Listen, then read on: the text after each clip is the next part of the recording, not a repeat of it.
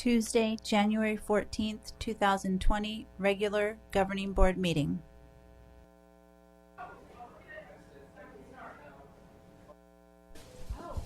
It is time to start. Oh, they picked a picture of me, not the one that's on the website. Does it?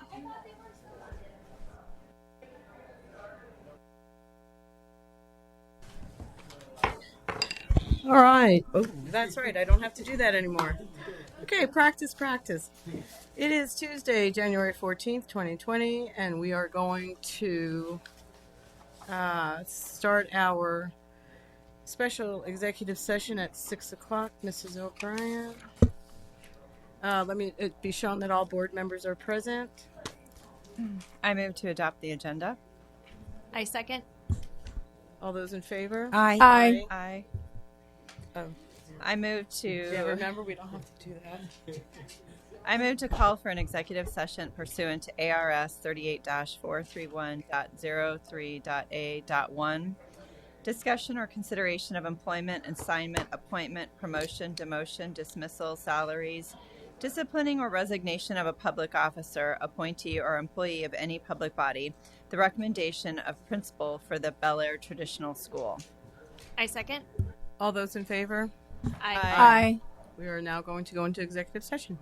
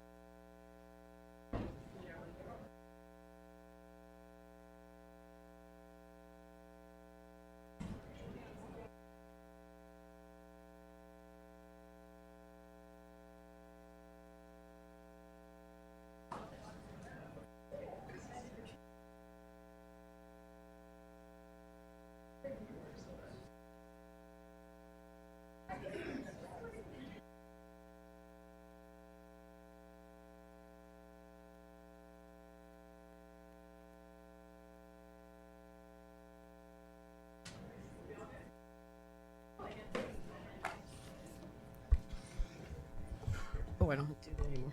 Yeah, don't do that. Don't. Okay, it is 7:07, and we will start our regular governing board meeting of Tuesday, January 20th, 2020. The meeting is called to order.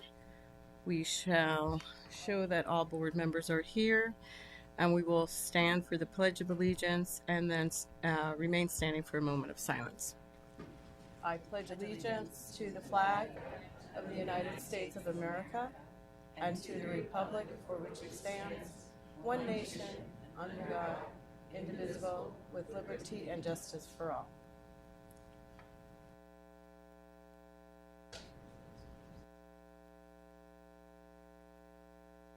Okay.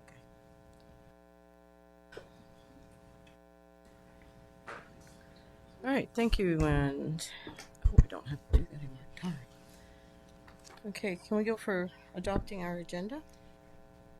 I move that the governing board adopt the agenda with the exception of moving action item 8C directly following reports agenda item 4C. I second. All those in favor? Aye. Motion carries. And we will start our meeting with our organizational portion of it. We are going to start with the election of the president of the governing board, and if there are any nominations, please feel free to go. Oh, yes. I would like to, oh, that is loud, I'm sorry. It is, right? To get the right distance. I would like to nominate Ann Ordway. Second the motion? Oh. Well, that's awesome. Okay. All those in favor? Aye. Aye. Well, thank you. Let us now go for the election. Pardon me? Wait, we have to vote on that. Oh. Oh, I voted. I thought we all had the little button up there. Sorry. Are we done? Okay. So let's go for nominating our vice president. Nomination, please. Yes, Ms. Tweedy. I'd like to nominate Jenny Frank. All those in favor? Or do we have any, Will someone second? or a second? I second. All those in favor say aye. Aye. Aye. Okay. Everyone's voting. Let's go for number 3, which would be to appoint our Arizona School Board Association legislative delegate. Sorry. I nominate Julie Reed for the ASBA delegate. Second. Will you accept that because of we're going to vote? Yes. All right. All those in favor say aye. Aye. Aye. And then we will also appoint our alternate. I nominate Ann Ordway as the alternate. Second. Thank you. You're welcome. Okay. It's- I'll- Can you, I'm sorry, President Ordway, Yes. I think we're having some delay with yes. the voting online. It's not all coming up. That's okay. You registered our votes? Thank you. Okay.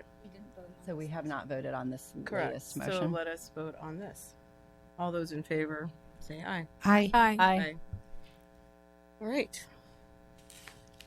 Well, let's start with our governing board reports, Ms. Tweedy. I would just like to briefly say, because it's going to be, there's a lot on the agenda. I did receive all the emails from the Arrowhead Ranch community, and I did read them, and I did do research on the matters that you've brought to my attention. I was inundated with emails, so if I would have taken the time to respond to all of them, I wouldn't have had the time to research the concerns. So I just wanted to let you know I did get them, and I did research, and I will talk about that more when we get to that item. Thank you.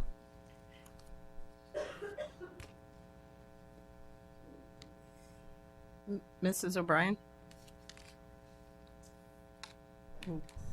Sorry, hard to break old habits. The microphones are new and approved, and so we don't want to yell at you. Happy 2020 to everyone. I realize our staff and students have already been back to school for a week and a half, but I welcome back to everybody. I have a request, Dr. Finch, that in the high school health resource adoption and traditional school math and reading resource adoption, that we try to reach out and find parents for those committees, and parents that are not necessarily teachers or district personnel. It's not that I discount that perspective, but I believe that parents who are not employees of the district do bring a different perspective or view of those materials. And I think the more diversity we have, the decision will be richer. So if you could work on that, I would appreciate that. I'd also like to thank you to Stetson Hills, Mirage Elementary, Paseo Hills, Legend Springs, and Arrowhead, as well as district office for the thank you notes and goodies that were at our dais when we got here for Governing Board Appreciation Month. So thank you. They're very sweet. I'd also like to thank Senator Carter for inviting us to attend the opening of the 54th legislative session yesterday. It was a privilege and honor to be present for Governor Ducey's State of the State, where he recognized Deer Valley Unified School District and our own superintendent, Dr. Finch, for the strides we are making in educational achievement. In addition, we were able to talk with some legislators regarding diversity and meet with the new Department of Corrections, and that is significant since the Maricopa Reentry Center does lie within the Deer Valley Unified School District boundaries. And I look forward to seeing the governor's budget at the end of the week so we can find out exactly how many dollars he wants for education and where he's hoping to put those. And finally, I would like to thank the Deer Valley Education Foundation, Marie Brennan, and Discover Card for donating $1,000 in December so that we were able to provide food boxes to some of our Desert Sky and New River students and families who were in need. The giving, in addition, the giving by our community businesses and partners, interfaith partners, and our very own district student families and employees is incredibly heartwarming. They donated their time and money to ensure others in our community were able to celebrate the holidays. It is heartwarming to see how many people we have that care in our district, and I'm humbled to serve this district. Thank you. Thank you. Ms. Bree. Welcome back, everybody. I hope that everyone enjoyed their holiday break and came back rested. Between last meeting and this meeting, there was so much goodwill that was shown to our students and our teachers. I just want to say thank you. I did ask for specific information from our schools just to kind of, so we could share with you how much our community gave back. And I think we had 18 schools that reported, and we were in hundreds of thousands of dollars between food, clothing, toys, bikes that were donated. In some of our schools, even Student Council and NJHS collected and raised funds, and that they gifted that to other sister schools in the district, and so that was really amazing. I want to mention some of our community sponsors. Cool Events closed down their office on a Friday and sent their entire staff to Constitution Elementary School to help throw their holiday party, and that was really amazing. So I want to say thank you to them. Also to the ARPA, the Arizona Rock Products Association Future Leaders, who collected about $2,500 worth of food that we were able to use at the last minute to provide last minute food boxes and to restock food pantries at 3 different elementary schools in the district. And then also Cal Portland, who adopted one of our families at one of our schools and did a really great job at making sure that all of those needs were met. And then also Madison Granite, who's one of our new community and business sponsors, who donated money and helped Esperanza fulfill all of their food boxes that were requested. I also attended the Arizona School Board Association conference and just want to congratulate Mrs. O'Brien for being the president-elect of the Arizona School Board Association over this next year. That's a huge honor for you and for our district, and I'm excited that we have that representation at the state level and then also at the national level as well. I was also a guest of Senator Heather Carter's yesterday at the State of the State and the opening of the 54th legislature, and I can't tell you how valuable those relationships are down at the Capitol, to where when a state legislator or somebody in the governor's office has a question about education, they reach out to us and ask us. For Deer Valley to be able to have a seat at the table when it comes to deciding where dollars go is invaluable. So I'm extremely thankful that all 5 of us have those relationships, and I feel like our district is very well represented down at the Capitol. One of the really amazing things that happened yesterday at the State of the State address was Governor Ducey announced that he wanted to create Sandra Day O'Connor Civics Day, and that this year would be the first year that they have it. And we were able to speak with Governor Ducey at his reception in the afternoon, and after speaking with Mrs. O'Brien and Dr. Finch, I said, why don't we invite Governor Ducey to come to Sandra Day O'Connor High School on Sandra Day O'Connor Civics Day and spend a portion of the day with us. And Governor Ducey heard it, and he looked at his staff and he goes, we're going to make that happen. So I'm requesting that President Ordway, that you draft a letter on the behalf of our governing board and the district to formally invite Governor Ducey to attend that event with us. So I'm looking forward to having Governor Ducey and his staff come to see a little bit more about what Deer Valley has to offer. And then last, but certainly not least, at the end of the year, I accepted a position at a community business here within our district. So starting this year, I am officially the Community Relations Director for Chick-fil-A Deer Valley. And so I'm excited to further increase the partnerships that Chick-fil-A has with the community and with our district schools. To be completely transparent, I did file a conflict of interest for the district because I do know that sometimes some of our schools and departments will order catering from Chick-fil-A. So I want to make sure that I don't approve those vouchers as they come through, that I abstain from that vote. And I also did send Dr. Finch an email that he can then forward on to the rest of the governing board so that everybody understands my role and my position there. Primarily, I am there to just help through events, help with fundraising, and really to help love on our teachers and our schools and our students that fall within the boundary of that restaurant. So I'm looking forward to that.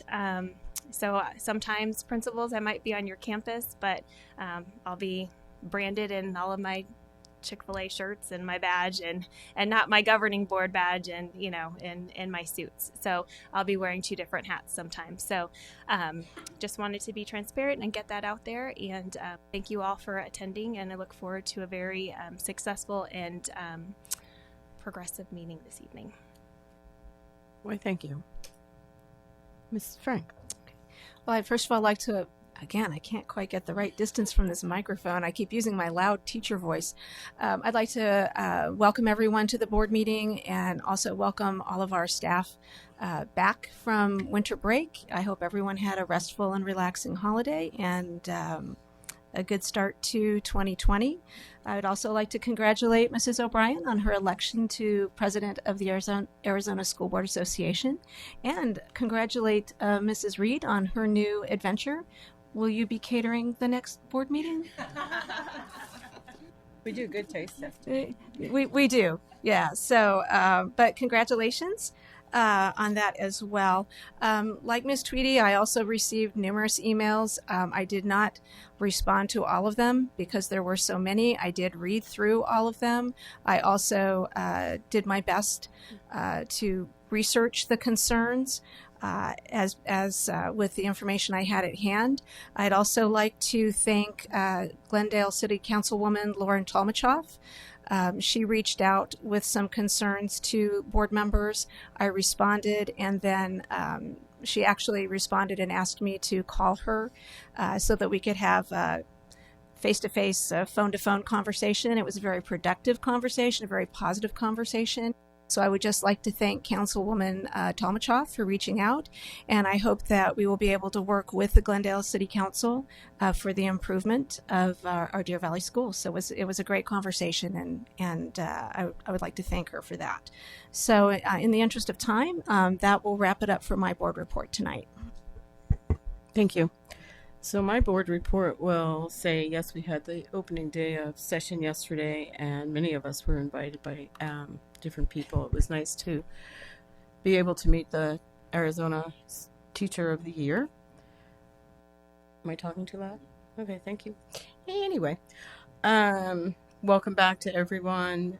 There was so much work that was awesome to be done that week prior to having the winter break.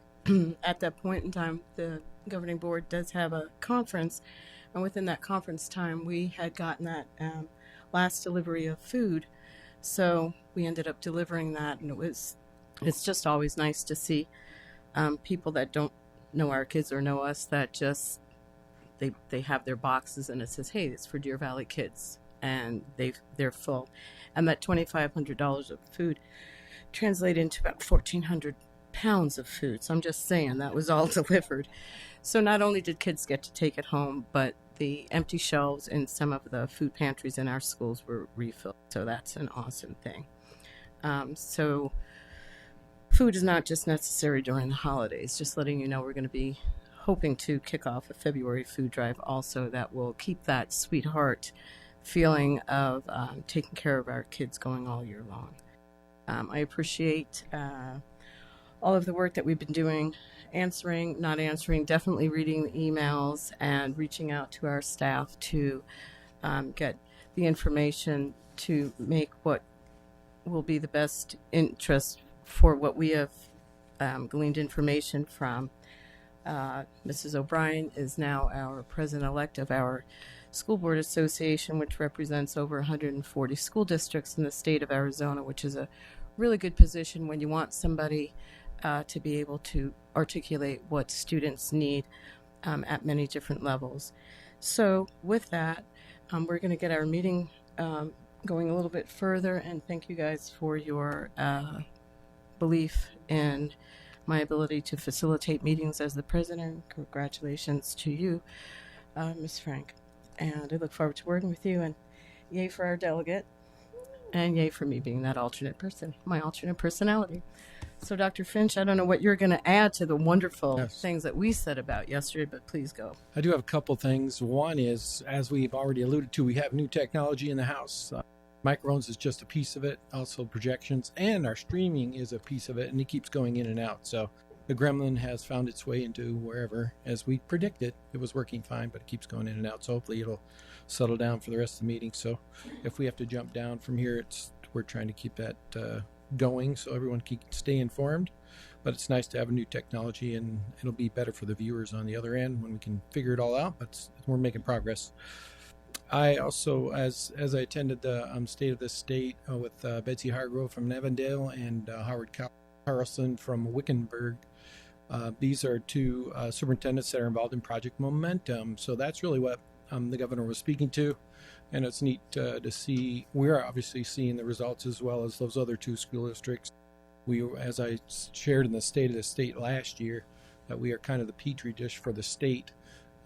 And obviously getting the results, they want to continue on with this project and how the power of professional learning communities. And it's good to see that we're finally getting results. And it's going to be hard for us to stay on top.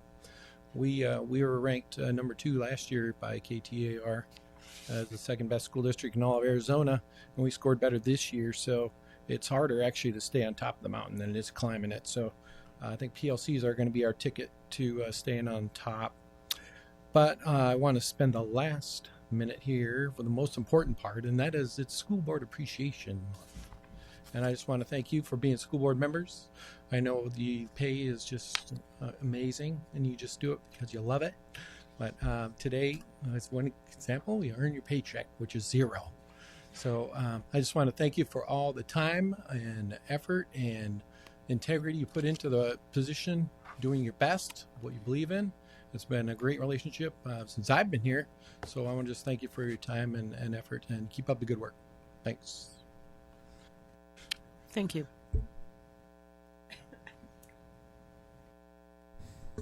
So item 4C is the finance report. Yes. And that is Ms. Mock. Like you, Ms. Frank, I'm going to have to make sure that I've got the proper distance. I don't have a loud teacher voice. I'm just loud. So this seems to be okay from here. Let me know if I'm blowing out anyone's eardrums. We're going to start this evening with our finance reports with our student enrollment report for the last week of December, right before we went on break. We were still showing a 0.5% increase from that time last year, with kindergarten remaining up over 100 students and increase in K-8 overall and 9-12 students overall for the year. Just as a reminder, the 100th day of school is coming up this Friday, and the 100th day is the day for which we are funded.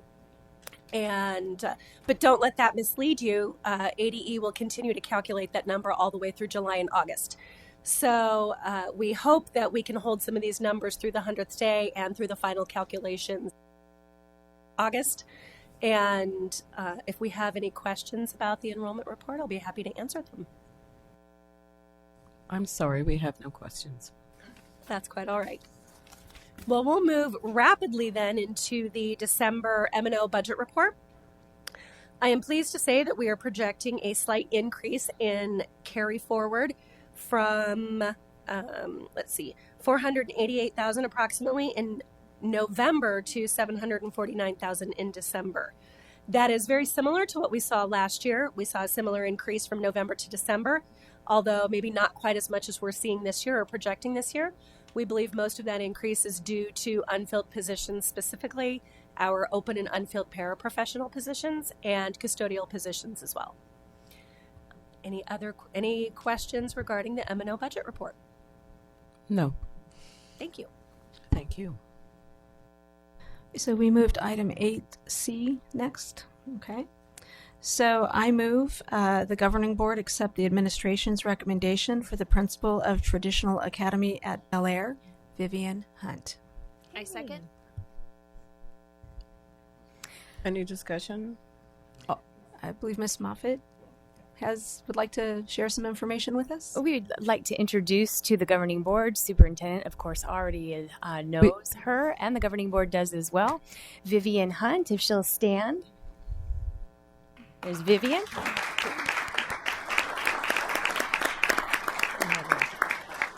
Vivian is currently the principal at Arrowhead Bus from Peoria Unified School District, and she is very excited to be leading this new adventure for the Deer Valley Unified School District and for the staff at Bel Air.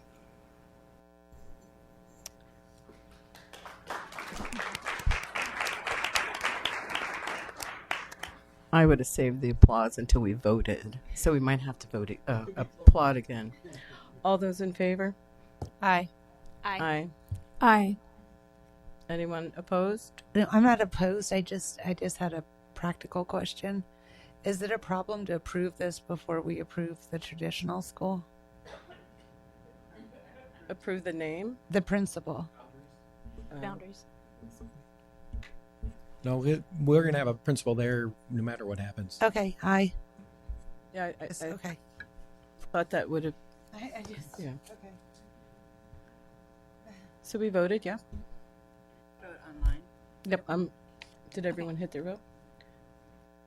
Mine's in. And now we have our favorite part.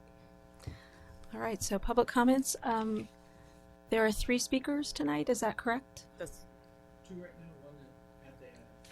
Okay. So I see that Mr. Miller wishes to speak at item old business 6E, and we have 2 who wish to speak during the public comment section. So we have Dr. Lesby Salsby. So if you'd like to speak, come forward to the microphone. I will read the admonishment. And then Maria Leyva, if you would like to take your place behind Dr. Salsby. The board invites public comment on the district's business in general and on any agenda item in specific. Speakers are limited to 3 minutes. To accommodate all speakers within the 30-minute overall limit, the board president may shorten speakers' times. Vulgarity, disruptive conduct, or remarks disrespecting employees by name will not be allowed. The governing board cannot discuss or act on any items. You just took away my speech.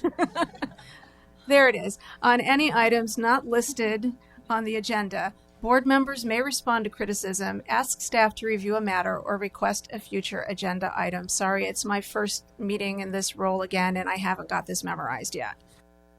So, if Dr. Salsby, if you will state your name into the microphone.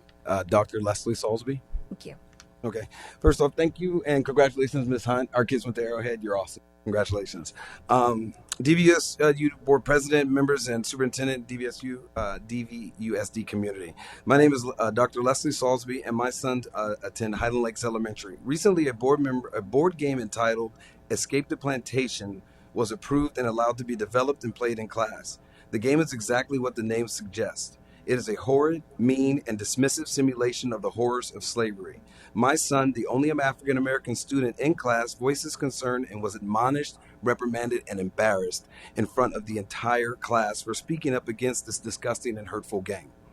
In addition, my son was retaliated against by the teachers for speaking out and bringing the game to the attention of school administration.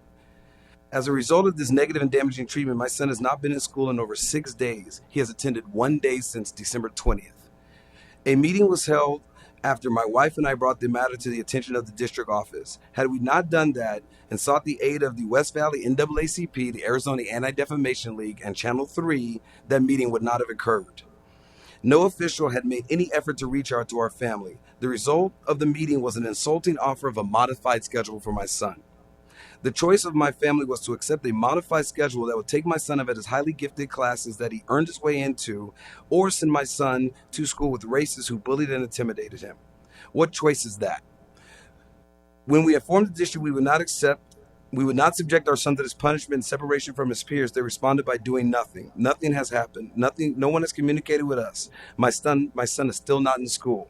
Yet the adults who did this, the racist teachers responsible for this injustice, are still in the classroom. My question to the board and the entire DVS community is simple. How are you okay with this? How does it seem that the only people upset with this are me and my family? Why is the person with the most integrity and courage throughout this entire situation a 10-year-old? I ask each and every person affiliated with this district, what kind of district do we want for our children? Are we going to stand aside and let this happen in our community? Are we going to stand up for our children and show the state and nation that we are not racist? What was this if this was your kid? My son is and is not involved in this. He is because he had the courage and conviction to stand up, and he is because he's being punished for that. He is not because this has nothing to do with him. This is about racism and discrimination and the dozens of missed opportunities to teach our kids correctly about the horrors of slavery and the stain that it is on American history, to do it correctly. None of which is the responsibility of a 10-year-old. I asked the district a question.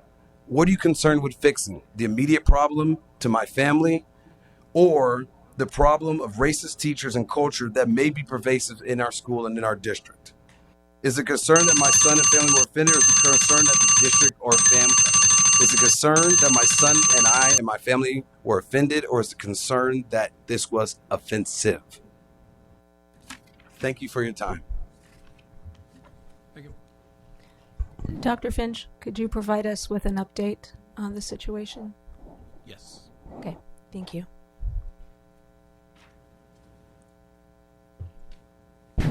Maria Leyva, DVEA President, Deer Valley Education Association. President Ordway, Governing Board, Superintendent Finch, and guests. I am speaking tonight on behalf of the teachers of Bel Air Elementary and faculty. Why are processes and procedures important? On December 18th, the Wednesday before winter break, a last-minute faculty meeting was announced at Bel Air Elementary, which would happen after school. At the meeting, district office leaders were there to inform the faculty and principal that Bel Air would be converting into a traditional school. One of the first of many questions was from a staff member who asked what it meant to be a traditional school. And the answer from the district office leader was to just Google it. This answer shocked most of the staff in the room and led to more questions about the new traditional curriculum, special needs students, and gifted students. Also, during the meeting, there were more questions from the faculty, and the answers from the district leaders did not appear to be well prepared. Perhaps if the proper visual aids or a plan with a timeline could have been provided during the meeting in December, then maybe the question about a traditional school would not have been necessary, and they would not have been told to just Google it. I think we can all agree that established procedures provide consistent standards, and questions about how things will be done become unnecessary. Processes and procedures help to establish consistencies that everybody involved can rely on. For 2020 and 2021, we know that there are plans to convert an Anthem Elementary School into a traditional school. We can only hope that there is a better presentation made to the faculty of the Anthem School than what was presented to the faculty of Bel Air. Thank you. Thank you. All right. Let's move on to, excuse me, old business. Okay, so that would be item 6A. 6A. I move that the governing board accept the administration's recommendation to approve the 3-year results-based funding loyalty payment to be paid out to the qualifying positions in February 2020. I second. Are there any updates on that, or is it all the same information? President Ordway, members of the board, Dr. Finch, the information was provided in this agenda item, and essentially this is just solidifying what the board already approved back in February of 2019, so that we can make this loyalty payment, and it just further defines the process that we're going to go through to make sure that who does qualify for the loyalty payment. Okay. Are there any questions? So we will vote. All those in favor say aye. If you're Aye. Aye. Aye. All right, 6B.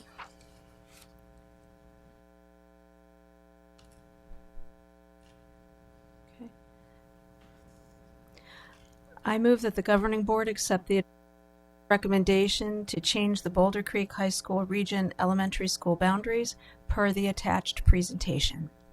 I second. Any discussion on this? Further discussion? All those in favor say aye. If you are not voting for it, say nay. Aye. Aye. Aye. 6C.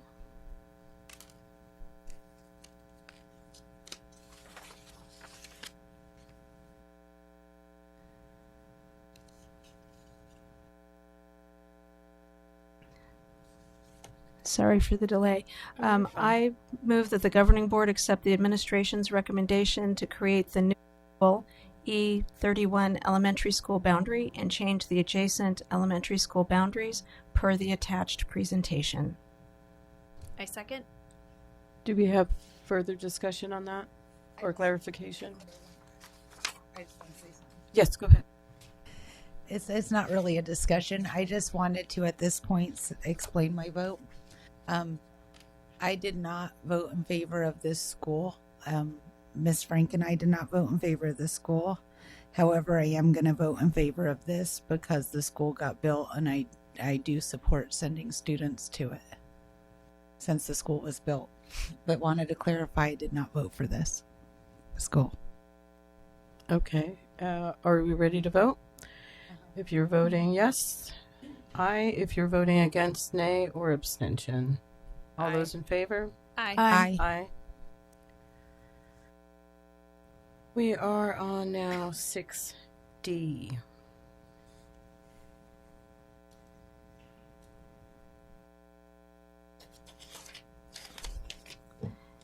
Okay, 6E was when we had the public comments. 6D. And dog. Right, but 6E is when our next speaker wished to speak. So, Yes. okay. Who's the next speaker? Nate Miller. Do you want to speak prior to us? We have to do D first. Or yeah, D we have to do first. D. So Yeah. we're on D. He was speaking at 6E. I just wanted Yeah. to make sure that I had Okay. the correct agenda item that he was wishing to speak at. Right. 6E. Okay. All right, so we are on 6D. I Yes. move that the governing board accept the administration's recommendation to change the Deer Valley High School region boundaries, elementary school boundaries per the attached presentation. Is there any? I go ahead. second. Any discussion? Clarification?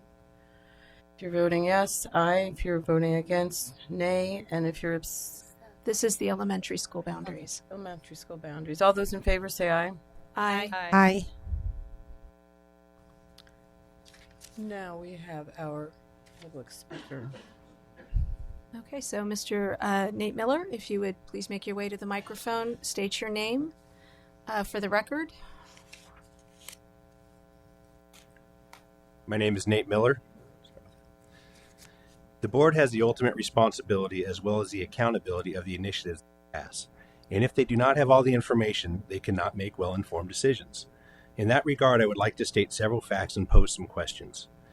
During the August 13th board meeting, the following was recorded in the minutes when discussing the new elementary school, number 31.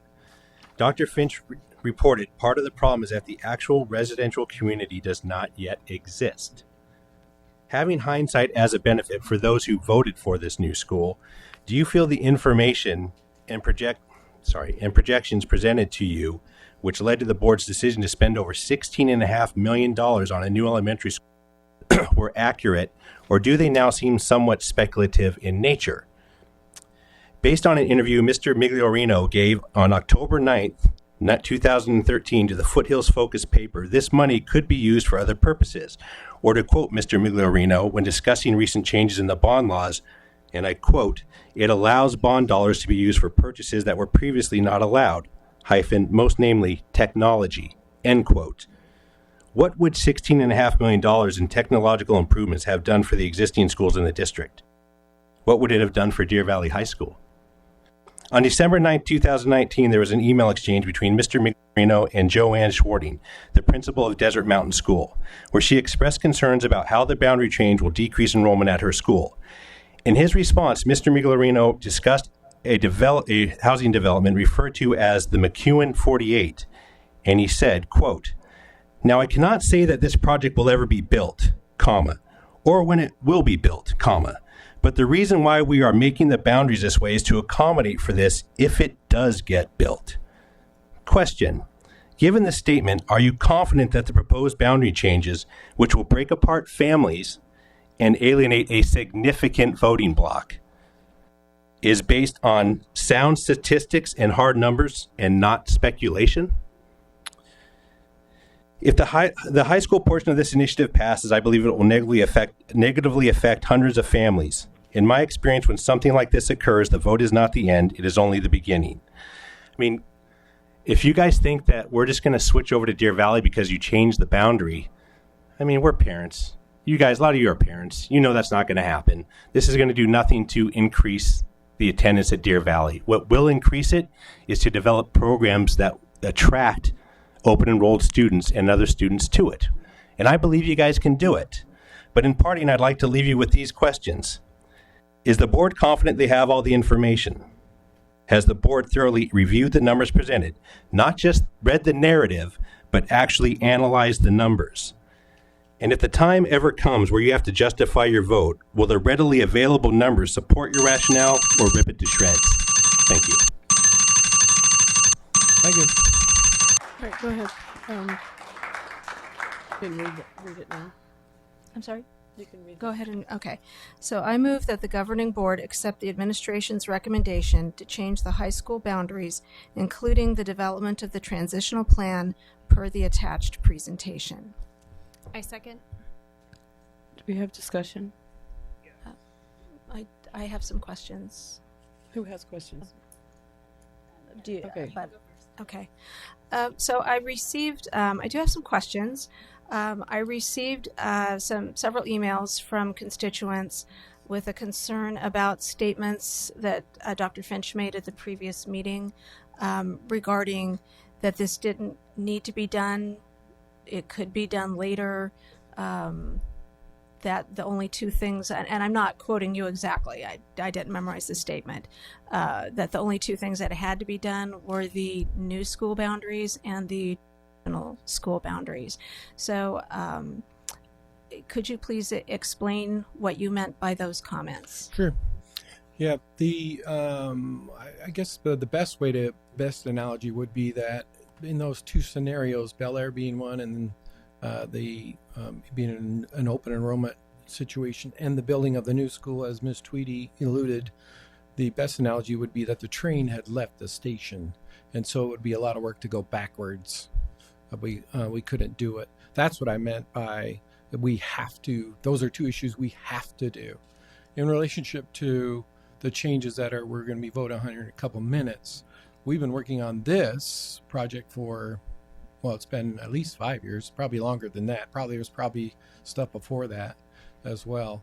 Working on balancing the high school enrollment, and as you know, Mr. Migliorino and Dr. Skip Brown, our consultant, is really where we got a lot of our feedback and information from. And again, he's been working on that for a while. So, in particular to that question, that one was referring to the two issues that we have to move on because we have a building coming out of the ground and we're doing open enrollment with the traditional. So we have to do something about that. And Ms. Tweedy actually reiterated that. But the other parts, yes, we could kick the can down the road another a mile or two, but it would just continue to make the problem worse. I don't know if Mr. Migliorino want to add anything to that. But he could also do his presentation for you if you want him to go back through that. on the numbers. Okay. And additional question. So I do want members of the community to know I put a lot of thought into this and reading emails and so on. I actually took a vacation time today and left work early to go back and look through the presentation that was attached to see if there was something that I didn't see before or I missed or didn't understand. And so I do have some questions about the PowerPoint slide titled Table 23, Middle and High School Enrollment. Is it possible to put that slide up so everyone can see what I'm talking about? Should be able to. It's 2012/13 through 2027-28. It gives enrollment history and then projected enrollment going forward. I printed out. I don't have a page number. It's just titled Table 23. It's page 11. Thank you. Thank you, Mrs. Reed.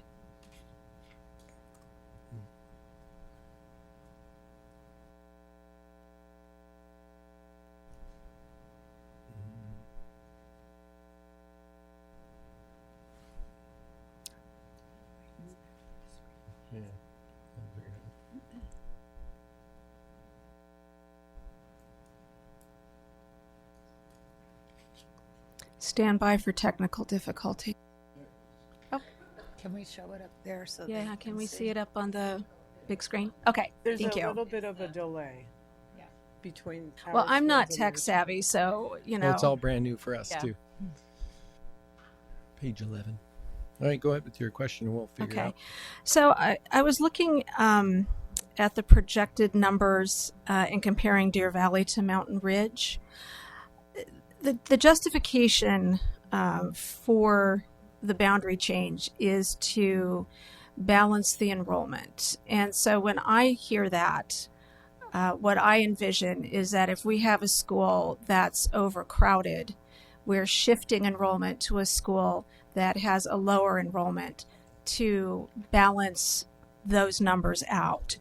But when I looked again at the slide this afternoon and I looked at sort of the trend line in the history, in 2012-13, Deer Valley High School had 1,950. So they were well under the SFB capacity, whereas Mountain Ridge was over capacity. But if you follow those numbers across to 2019-2020, both schools have shown a decline. Well, Mountain Ridge has kind of gone up and down. Deer Valley, they've pretty much gone down. But what caught my attention was 2020-21, and going forward, the projected enrollment, and I realize just projections, shows a continuous decline. And when we go out 8 years to 20, or however many years to 20, 27, 28, there's only, according to the projections, about 100 student difference between the two schools. So I want to make sure I'm reading this right. Do those projections, are those projections if we did nothing, if we changed no boundaries at all? Is that the point that it's estimated we would end up? Does that question make sense? Mr. M, do you want to answer that or want me? Yes, President Ordway, Ms. Frank, that is correct. That is the projection from the demographer if no other changes were made. I think one of the major differences between the two schools, and it's a variable that is very difficult for us to predict, is how open enrollment will change that over time. The projection, because of the choice option that exists and because of the open enrollment statute. So we get a lot of open enrollment at many of our schools, both Deer Valley High School and Mountain Ridge High School. So when you say open enrollment, do you mean within district open enrollment or out of district open enrollment? Or are you talking about just all of the above? All of the above.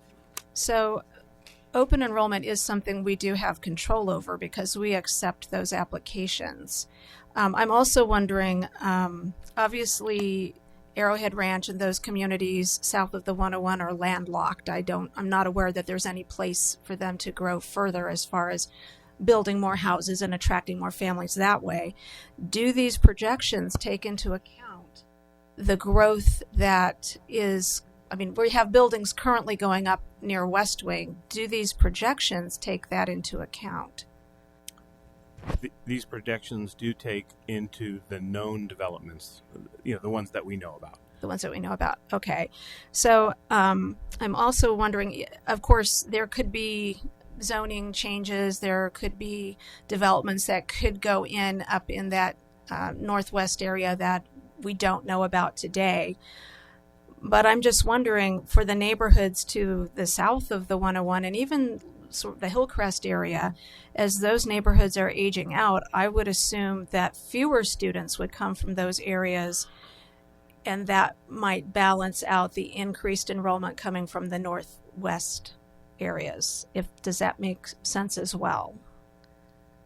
Obviously none of us have crystal balls, so we don't know. These are estimates, but we paid the demographer. I'm assuming the demographer knew, he has statistical models. These numbers are based on something. And I'm just... Maricopa County is the fastest growing county in America. No, I'm aware of that. These are their best guesses, which okay. may or may not change. But these numbers include, at Mountain Ridge, even with development going to the northwest, their enrollment is still on a downward trend. Mrs. Frank, could I ask a question that's to your point that sure. I wonder if might help to clarify? Mr. Miglerino, in this particular boundary change, a lot of focus has been on the shift of students from between Deer Valley and Mountain Ridge, but there is another high school that's boundaries are also being impacted, and that would be the Sandra Day O'Connor High School, and they are going to have part of their boundary removed and shifted as well. So that also plays into the numbers, if I'm correct. Is that correct, Mr. Miglerino? President Ordway, Ms. O'Brien, yes, that is correct. The other factor is that Mountain Ridge High School's current northern limit of its boundary is Joe Max Road. Some of the development that's happening in the northwest is north of Joe Max or outside of the Mountain Ridge High School development as it exists today. So where are they going? Where are they zoned for? Those students in that northwest boundary right now are zoned for Sandra Day O'Connor. So when our district, whenever the schools were built, when Mountain Ridge came before Sandra Day O'Connor, and then the Sandra Day O'Connor school, when that area started to develop, they assigned it to Sandra Day because there was room. So that area of our school district is closer to Mountain Ridge, and that was part of the 2014 high school boundary proposed change, was to move that northwestern portion of our boundary, or of our school, our students from Sandra Day O'Connor to Mountain Ridge, and that was a decision that governing board at that time chose not to make. They left it as is. And so that's why when you look at the numbers, you can't just look at the two high schools. You have to look at all three, because all three are impacted by this high school boundary change. Ms. Tweedy? Okay. I've researched a lot of stuff, but I just haven't been able to understand this one yet. Can you explain to me? I guess I'm not seeing here the emergency, so I don't understand. The only school that looks like is really in trouble in the future, and I don't know if this changes it, is Barry Goldwater. So President Ordway, Ms. Tweedy, so these projections are based on what the demographer believes is going to be where the students are. The most the most accurate number of all those numbers is likely going to be the total. Where those students reside, where they'll actually attend high school, I should say, is likely going to change. For the most part, all the growth that you see at Barry Goldwater is not being realized at Barry Goldwater High School. Many of those students are electing, and so we have a slide, I think it's the very next slide, that actually shows where the students are actually going. And so you can see, and I mean, it's hard to point this, but the I-17 insignia for just to the right of that is Norterra Canyon. They're actually zoned for Barry Goldwater, but you can see over half of those students are going to Sandra Day O'Connor. That's that shaded color that you see there.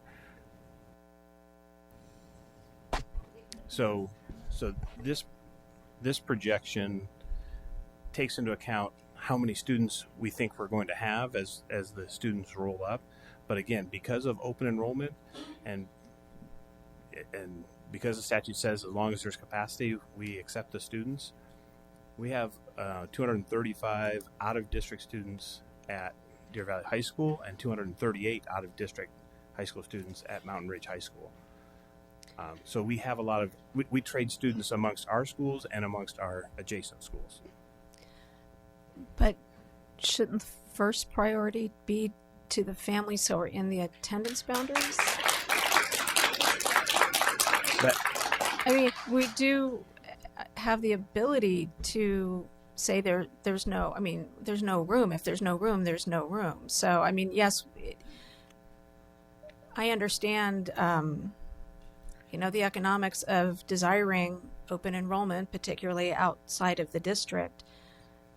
But I believe the first priority should go to the families who are living inside those attendance boundaries. And that's how they go through open enrollment. That's open enrollment internally and externally. We rarely deny students unless we're over capacity. So it's. But did I understand that we have students who are zoned for Barry Goldwater, a significant number, who are at Sandra Day on open enrollment? Did I understand that correctly, or did I misunderstand? Can you, one more time? So there are students, we obviously have a capacity problem at Sandra Day. Are there a significant number of students at Sandra Day who are open enrolled and would be attending Barry Goldwater had they not open enrolled at Sandra Day? That is variable. I mean, her question was, how many people do we have going? How many students do we have at Sandra Day O'Connor that are zoned for Barry Goldwater? Their home school would have been Barry Goldwater, and I think you said 100 and something, right? Yep, that was on that chart. So there are 316 students at Sandra Day O'Connor that actually reside in the Barry Goldwater High School region. I'm sorry, could you repeat that number? 316. 316. Okay, that's what I thought I heard. Yep. Wait, Miss Reed. No, I was just gonna help answer the question. Okay, and if we're going to be doing that, when you talk about students open enrolling to not their home school, sometimes it is for a specialty program. So if we want to get a very clear number of the open enrollment, and I don't know that I actually asked this question, if you have that information somewhere, it's helpful too to know I'm going there because of ROTC, I'm going there because of the Academy of American History, I'm going there because of culinary arts, and the list goes on. So open enrollment doesn't necessarily always mean that you're going because you don't want to go to the school. It's because you want to go to a school for a specific reason. But I don't think it's the majority of our open enrollment into O'Connor from both Sonoran Foothills and from Norterra. Right, and that's the zone 2 right now. Both zones that are quote unquote exploding are north and west. So those are not done.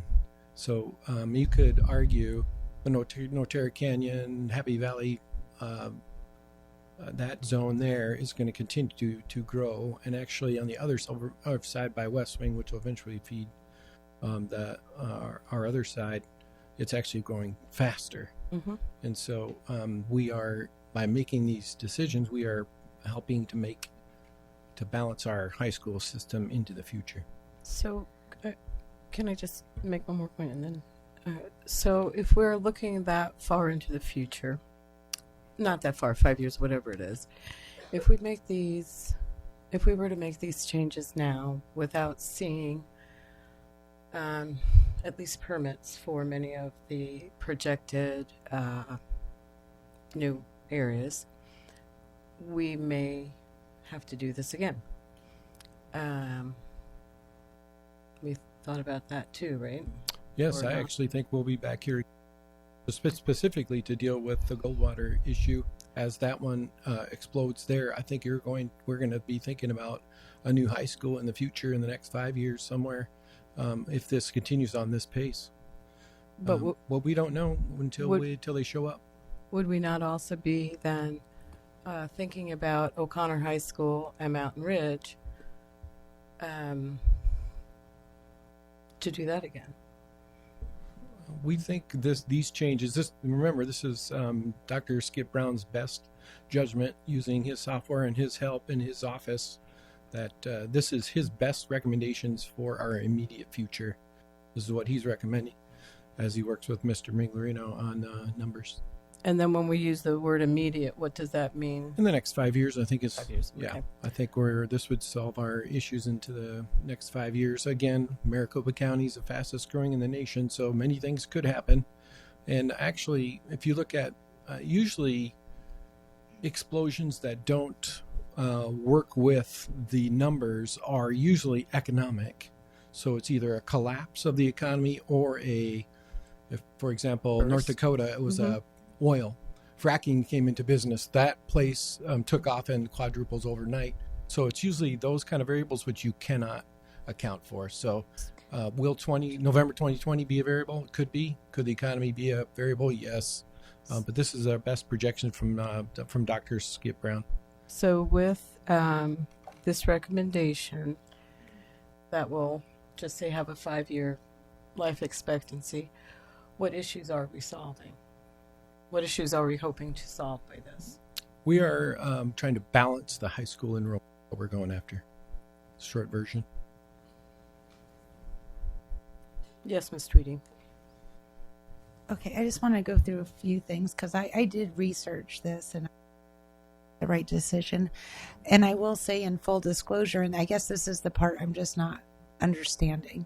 When I said I thought we should work on boundaries, it's because I'm opposed to building new schools when we have excess capacity. So if students are residing at a school, and let me just finish with my research, I'll just tell you where I'm at on this one. And because we're not changing boundaries, we're going to be investing millions in construction. And I absolutely would make the boundary changes because I think the money needs to go to the classrooms. But I will say, and I did go through the arguments, I went through all, and I'll probably get booed on some, but I did go through and try to analyze everything. The house value, I called a realtor and I pulled a market analysis for Highland Lakes because it is zoned to Deer Valley and Arrowhead. And the middle home value in Highland Lakes is $348,579. The middle home in Arrowhead is $334,427. The average price per square foot in Highland Lakes is $168.59. The average, and I took the middle for both, and the solds is $154.15. So the home values in Highland Lakes are higher than Arrowhead. So I don't think that zoning a community to Deer Valley would hurt their home value, because as a homeowner, I wouldn't do something to someone's home I thought would hurt their value. That's why I did pull that market analysis. So that I did consider. I also looked at the thoughts people were saying in 2009, proficiency on AZ Merit was 79%, or proficiency was 79, and then it declined. In 2009, we had Ames, not AZ Merit. So if we took everybody's 2009 scores today, every high school's declined. There wouldn't be a high school you could send your kid to. And then I did look into, is Deer Valley declining? Deer Valley's AZ Merit has improved 15% from 2016 to 2019 in ELA. And they have improved 5% roughly from 2016 to 19. So they are not a declining school in their performance by any stretch of the imagination. To the letter grades. I've studied assessment. I've studied statistics. I'm in the final stages of my PhD program, which includes a focus on cognition and instruction. It is unfortunate that the people that make the letter grade system don't understand assessment better. The letter grades would look different on all schools, and I could get into that. But you have assessments are valid to measure certain things, and then the inference you make from them are not always valid. Particularly to AZ Merit, it will measure the degree that somebody is proficient on the state standards, and then they attempt to measure growth with it too, but you would actually need a diagnostic assessment to measure growth. So there's all sorts of problems with that, and I understand where parents who haven't studied assessment, and I will discuss this later, I won't go on with anyone more interested. So what this comes down to for me, I would agree to change boundaries if it was because we would have to build another school. I don't think. But what I'm hearing, and this is a little bit upsetting to me because I'm looking at it both ways. We're going to change their boundaries so that Sandra Day has room to take students who don't want to go to the high school they're already zoned for. And I do have a problem with that from a fairness perspective. So I just don't think that's right. So if we have to change a boundary to prevent spending millions of dollars on schools, then I'm all for it. But I just need to understand how that's happening on what I'm looking at. Ms. Frank. So to that point, I've also been very outspoken since I've been on the board that we need to fill our schools that are under-enrolled before we build new schools. And that's why Ms. Tweedy and I both voted no on the Union Park, the new school going in at Union Park, because there were elementary schools surrounding it that we felt could have taken those students. So just for the record, I'm very aware of the development that's going on working for the Air Quality Department. I know how many dust permit we issues for construction. Sure. But when we talk about balancing the enrollment, I can only go by the numbers that you've given me. And I'm not seeing, if you look at Sandra Day, once you get up to 2022, 23, I'm looking at declining enrollment for those years going out. I'm not seeing, per the numbers you gave me, that student enrollment is exploding. And if you look at the total population, starting with 2012 to 13 and projecting out to the end of it's a decline. And I've tried to look at this from several points of view. I've been, as most people who were here at the last meeting know, I defended some of the very unfair comments and inaccurate comments and rude comments that were made about Deer Valley High School. I responded to 2 council members because I thought that their information was inaccurate and needed to be corrected. I don't agree with a great many of the emails that I've received. Deer Valley High School is not located in the hood or a high crime area. It is not unsafe to drive through. I'm sorry. There's no data to support that. I thought I had made up my mind how I was going to vote on this, and then again, I left work early today to take another look and see what am I missing here. I don't see numbers here that support that this particular boundary change will balance the enrollment. And I have a hard time upsetting regardless of what I think about their opinions and how they've expressed it, I have a hard time disrupting an entire community. So, I mean, I'm trying to look at it from both points of view, and I'm looking at the numbers, and I don't see how this...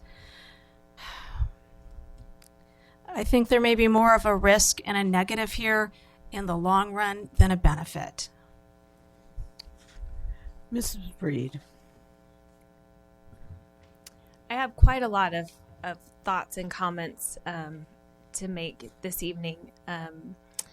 First of all, I wanted to address some of the emails that I had received and the questions and the information that was shared to me, because I don't think that there was always accurate information that was being shared amongst the community as a whole. So someone had mentioned, Deer Valley High School isn't a good high school because it ranks lower on the U.S. News and World Report's scale than Mountain Ridge High School does. And if you look at it, at first glance, it would appear that Deer Valley High School would be an inferior high school compared to Mountain Ridge. If you go in to do the research as to how U.S. News and World Reports pulls their information in order to rank those high schools, you will see that it is a truly flawed system. The 2019 rankings are based upon test scores from 2016 and 2017. So when you go back and you look at state ratings for 2016 and 2017, both Deer Valley High School and Mountain Ridge High School had a B rating for the state of Arizona. The difference is that U.S. News and World Reports gives a 30% weight to how many kids take AP classes, take a test, and pass a test. Now, I have a junior in high school, okay? I took AP classes in high school also. I did not pass a single AP test to get college credit. In my opinion, that was a waste of time for me, and that was a waste of money for my parents. So when we were planning his high school, I looked at what type of student he was, where he wanted to go to college, and I talked to my other friends who had high school juniors and seniors at that time. And what they said to me was, if your son is not planning to go to an out-of-state college, it would be, in our opinion, better interest for him to take a dual enrollment class where he gets college credit through Rio Salado, and you're saving money with college tuition, and you know that he's going to go to a junior college or an in-state college, and great, perfect. So that's what we chose to do. My son is, he's gifted, he's very intelligent, but that's the route that we chose to do with him rather than him taking AP classes. I don't think that looking at how many kids take an AP test and pass the test gives adequate weight or rating to how successful they're going to be in college or how successful they're going to be in life. And our district mission is to prepare kids for college and career readiness. My son's also in the CTE program for sports medicine. And when he graduates high school, he will be able to walk into a sports medicine facility in the private sector or at a university or college and earn $20 to $25 an hour working while he's going to school. And for us, because governing board members earn such a high wage, my son is going to have to work to help pay for college. And he's going to have to help take out student loans because the cost of college is so high right now. I'm still paying on my student loans for college. My husband is still paying on his for college and for his master's. That's the reality that we live in. So I want to make that clear that sometimes the socioeconomic status of a high school and of a family determines whether or not those kids are going to take AP classes because they get credit to go to out-of-state schools. So, looking at that system, I just want to make that clear. There was some concern about, the A rating of Mountain Ridge, and we're going to a worse school because it's a B rating as far as Deer Valley High School. And I just want to spend a couple of minutes and discuss that. I hate the school rating system because it does not accurately portray what goes on inside of a classroom or what goes on inside school gates. I have been a parent in our district for 18 years. My stepdaughter was on open enrollment. Just for transparency, we live in Sonoran Foothills. We're zoned for Berry Gold. She went to Sunset Ridge, and she did not want to go to Boulder Creek. She wanted to try a different school. She had a cousin who went to Sandra Day O'Connor. She wanted to go to high school with her cousins. So we open enrolled. At that time in the district, she had to fill out an application and write a statement as to why she wanted to go to Sandra Day O'Connor High School. And she was accepted, and we had to reapply every year at that time. So I've been around for quite some time in the district, okay? Sandra Day O'Connor has had its ups and downs as far as A and B ratings also, okay? All of our schools have. It's my kids have had bad grades and they've had good grades. I mean, it's all dependent on performance, and it's a snapshot of a student's assessment and their performance on a single day that's captured, and then that's how everything's rated.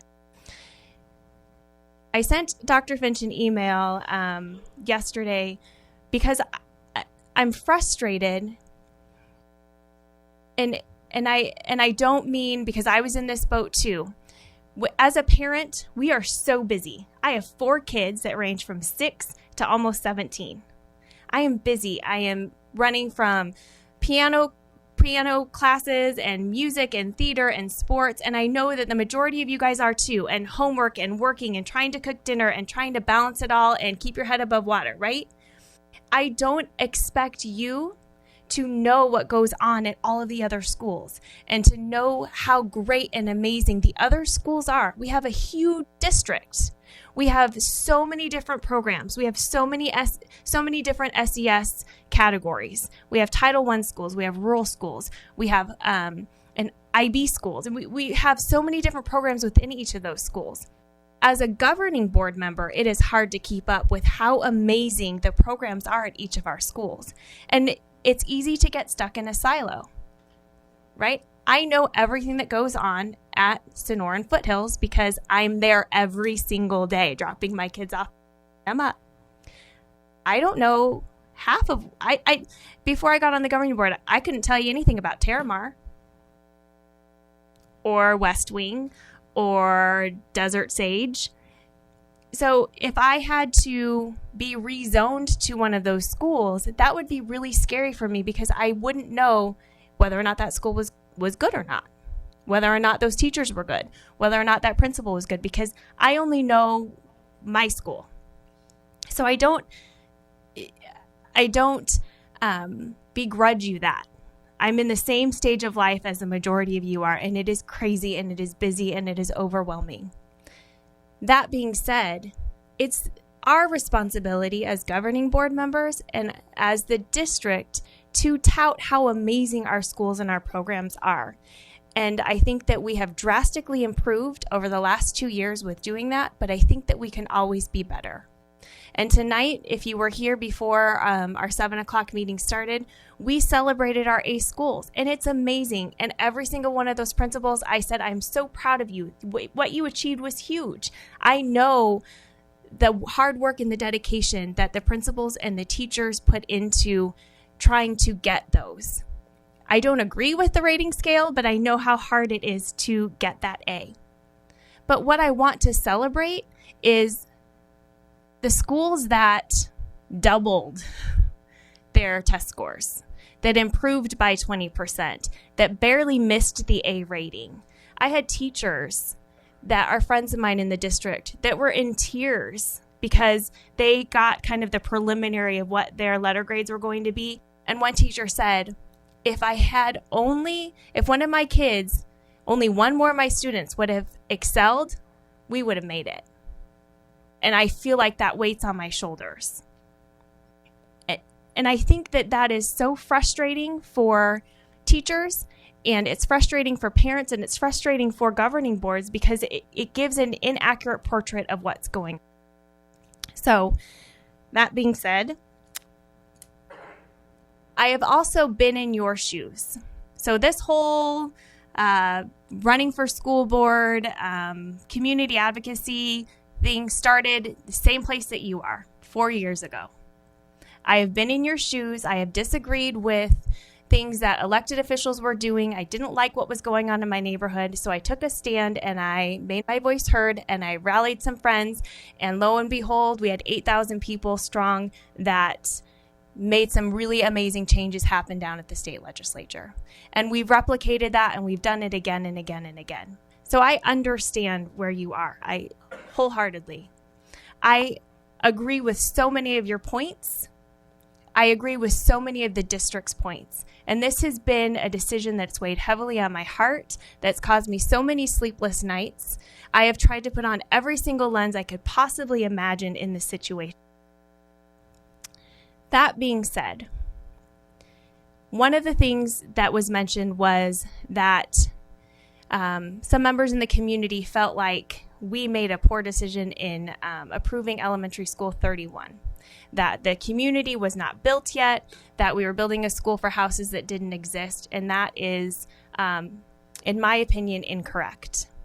One of the other hats that I wear is I sit on the North Gateway Village Planning Committee, and so I look at and also help process the rezoning requests for the community in which I live. If you were here in our January meeting, we did a work study session on the growth corridors. And one of the major growth corridors in the city of Phoenix and in the state is the I-17 Happy Valley to Carefree Highway corridor.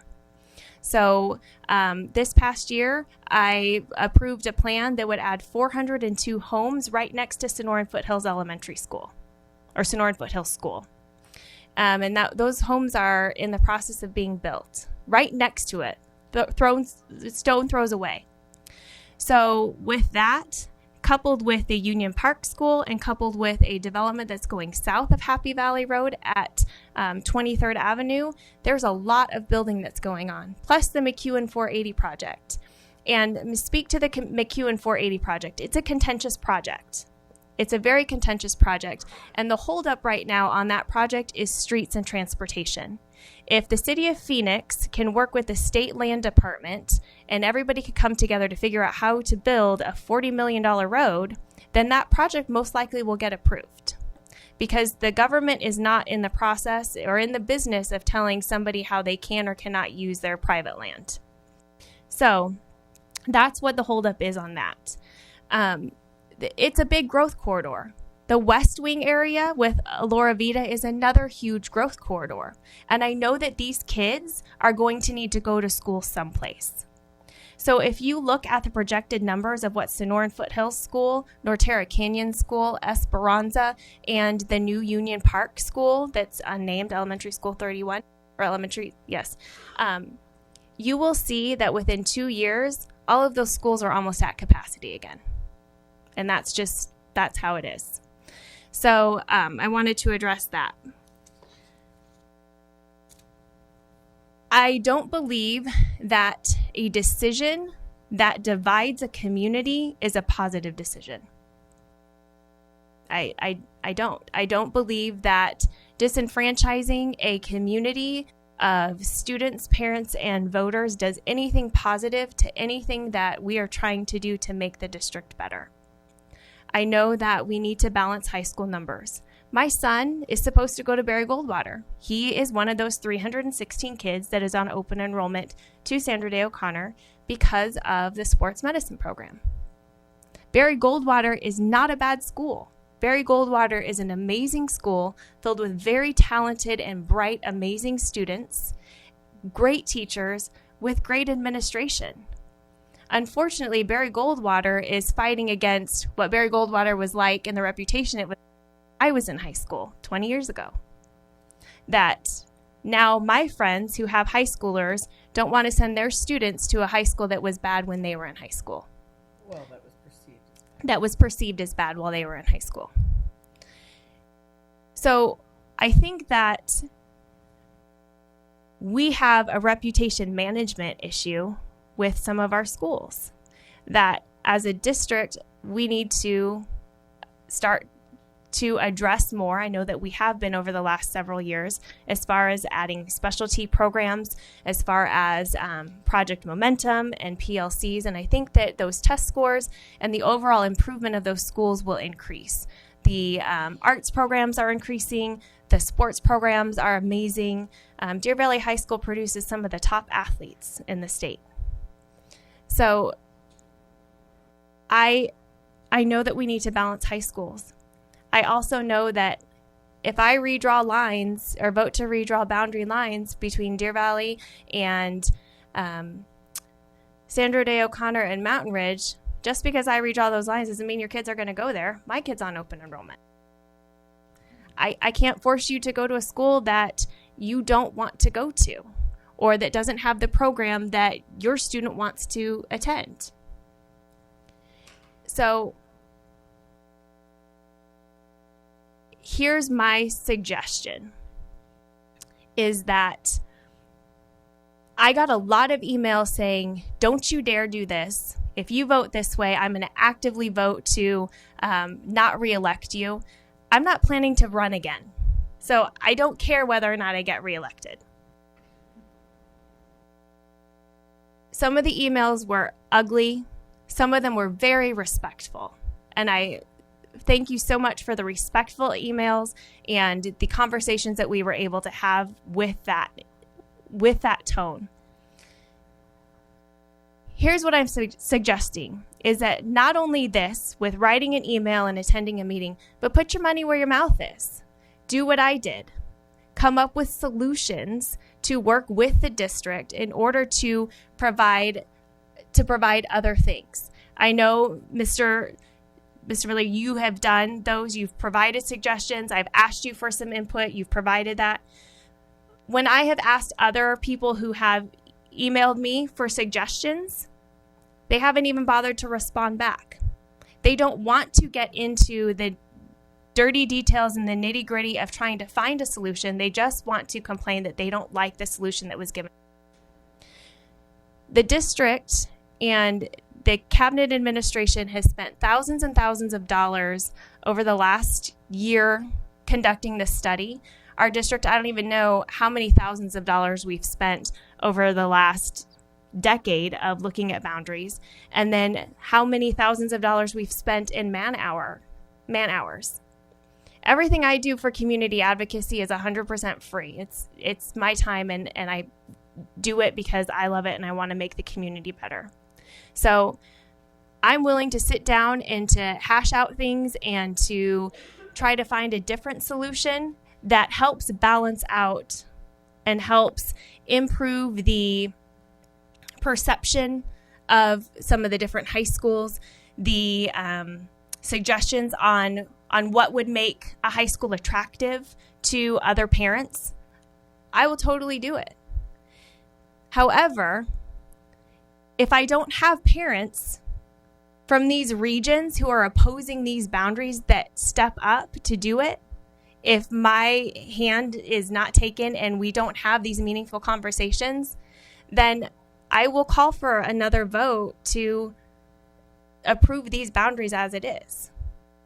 Because I don't want to do all the work by myself and be sitting up here with threats and horrible emails and people calling us names and then not have anybody that wants to step up and make it better. So that's my 2 cents. Mrs. O'Brien.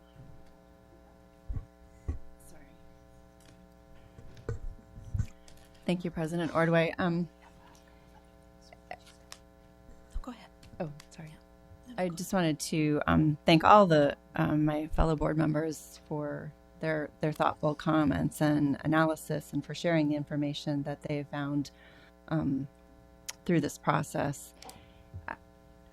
And I do want to answer, and I likewise received a lot of emails from folks, some of them very respectful, some of them also very nasty and threatening.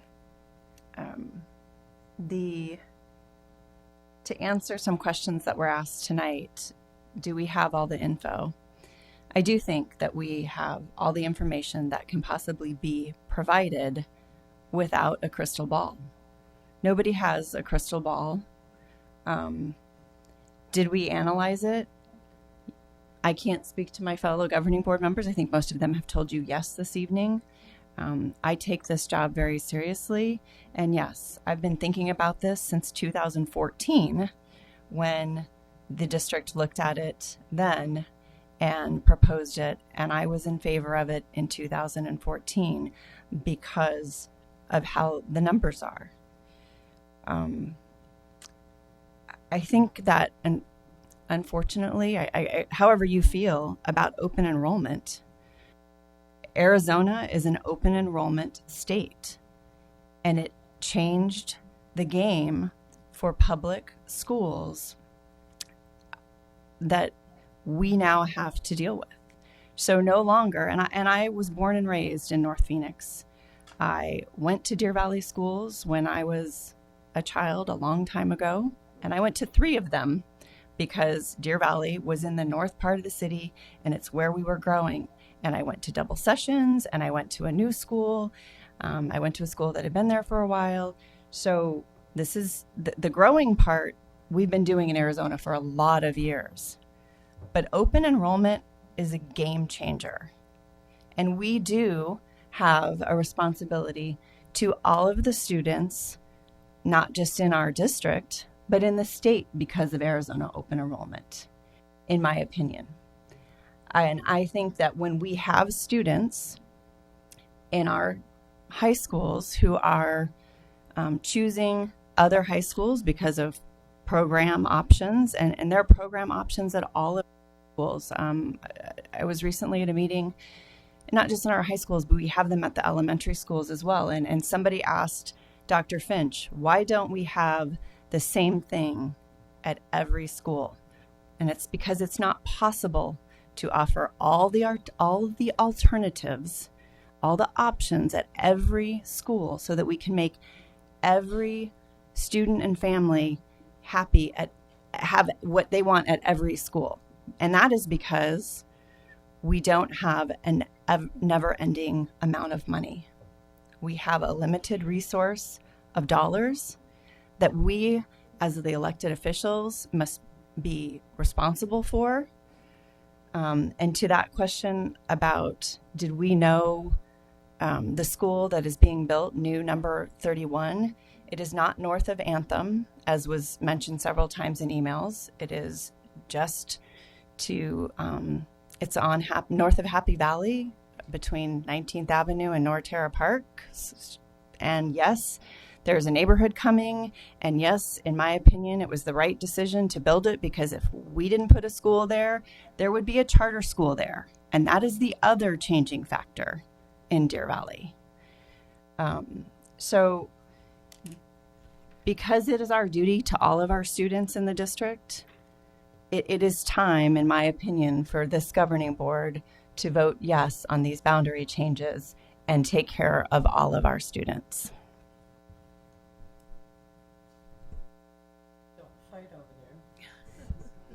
Miss Frank, sorry. Did you want to go first, Miss Tweedy? Okay. I mean, she is my ride home. I don't want to upset her. I'm going to say in the purple, go. No, I just want to be clear here before I vote. We don't have to change these boundaries to prevent building a school, because that would be my determining factor. I guess, and you and I might have different opinions on open enrollment. I do think, I guess my loyalty would be to the people that live in those and not into, I understand that when you attract open, it generates more money. We get paid on student enrollment. However, I would not change a boundary just to get open enrollment and put them I would do it to prevent building a new school. That's why I would do it. That's the only reason I would do it. Yeah, you and I have had this conversation many times. And my philosophy, it's really defense or offense. And to Miss O'Brien's point, open enrollment and charters are the game in our system. And for me, the light bulb came on for me when the PhD student from Yale stopped in to Arizona and did I was at a conference. It was ASBA, and I got to listen to him. And he was talking about he was talking about the factors of why there is choice. And I was so fascinated with it. He had studied Maricopa County.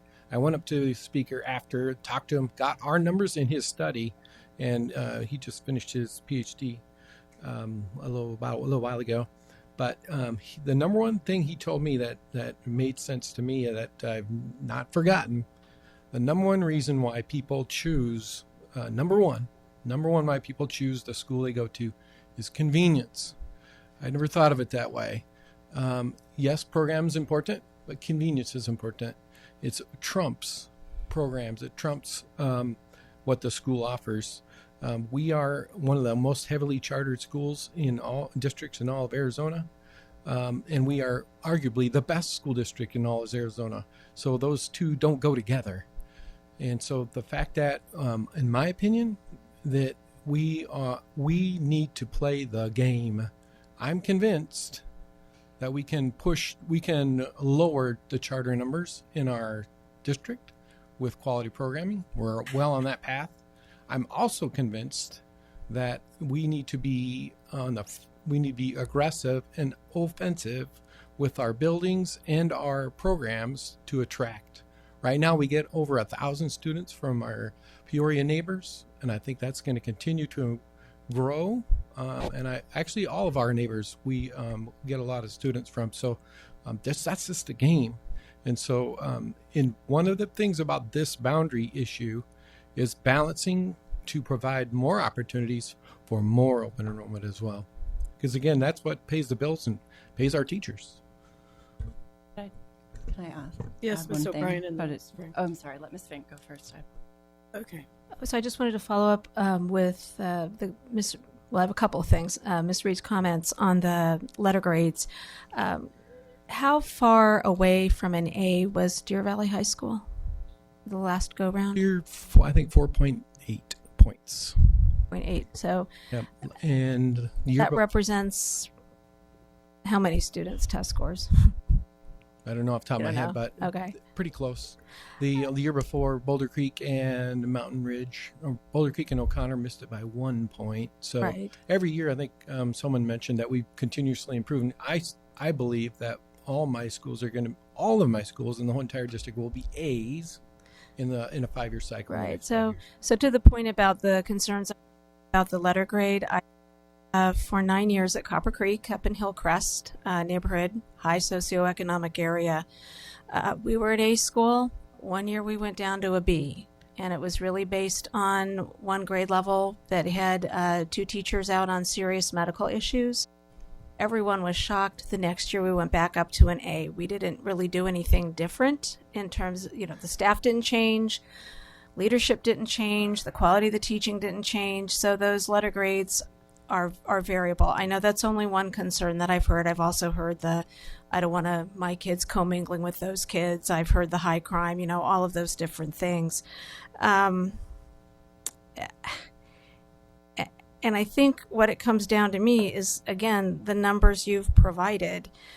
I understand that we want to attract students on open enrollment, and I certainly believe that students within the district who have a specific program that they are pursuing, by all means, definitely at the high schools, they need to be at those schools where that program is offered. But in terms of emails I've received from parents saying, we bought our home in this area because of this school, I understand that, because back in 2006, I bought a home in the Highland Lakes neighborhood, specifically for Highland Lakes School. I wanted my son to be able to walk to school in 6th grade. I could have bought an Arrowhead Ranch, and he could have gone there for 7th and 8th grade, but I didn't want him having to cross the street. That was my choice. I bought there for that reason. I pay taxes to this district. And so I do understand the concern for those parents, and I don't think we should be prioritizing open enrollment out of school boundaries. Specifically, well, in any case, other than the specific special programs that have been discussed, I think that first choice should go to the people who are in those boundaries. And the numbers on the slide, they don't show me that this boundary change is going to balance the enrollment. What I'm seeing is that the enrollment over time is going to balance out. Even if you look at the 3 schools, and I do appreciate you pointing out the boundary changes for O'Connor as well, their enrollment is still declining over time as we look out. I have no qualms about anyone sending their student to Deer Valley High School. I've made that very plain. I sent all 3.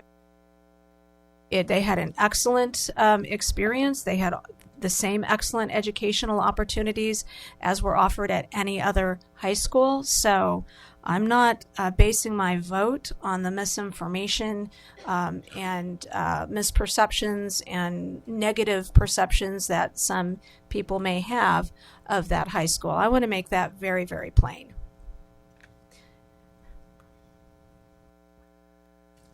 I also, we haven't even discussed the transitional plan, so I'm a little concerned that that's something that's going to be under development.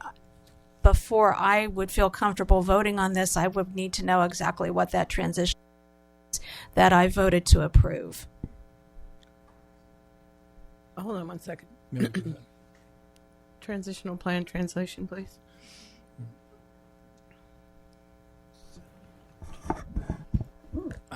President Ordway, members of the board, I have to flip through a lot of slides here.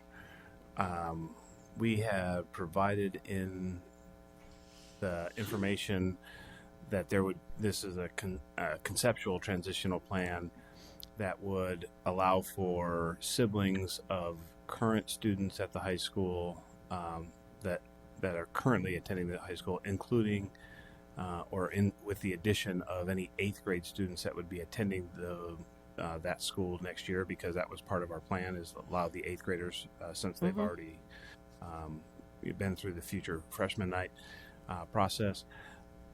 Any siblings of those 8th graders as well would be allowed to continue at that current school, again honoring one of our guiding principles to keep families together.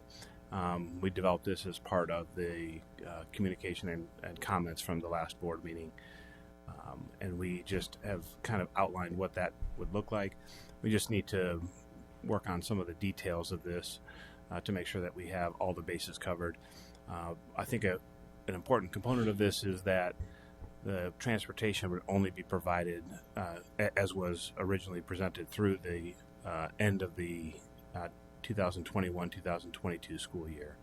So even though that they would be allowed to continue at that school under a priority open enrollment provision, they would not be provided bus transportation to that school. But it would at least allow them to, have some assurance that they would be going to that high school, keeping their families together. And we did include all siblings, so that could mean for a number of years, which is one of the indications of why we would make a change now.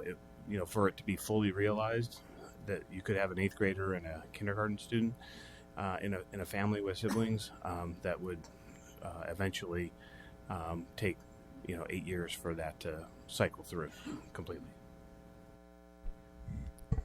Mr. McGreevy or Dr. Finch, if you could go over the sure a transitional plan for an eligible sibling. Go over that sentence. I think Mr. Migrino nailed it pretty good. But my point that I wanted to make with this is we are ready to go with this, but we wanted your feedback. So that's why we put the word conceptual on it. So we've already done the math and ran it through cabinet twice. And so we're trying to think of all the variables, and many of you contacted me individually saying you wanted this angle or that angle. So that's why we left the word on there being conceptual. So I don't suspect it'll change significantly, but the whole point is to allow siblings to follow their siblings if they'd like, if they're current high school students or 8th graders. That was one of the points that was made in a previous meeting.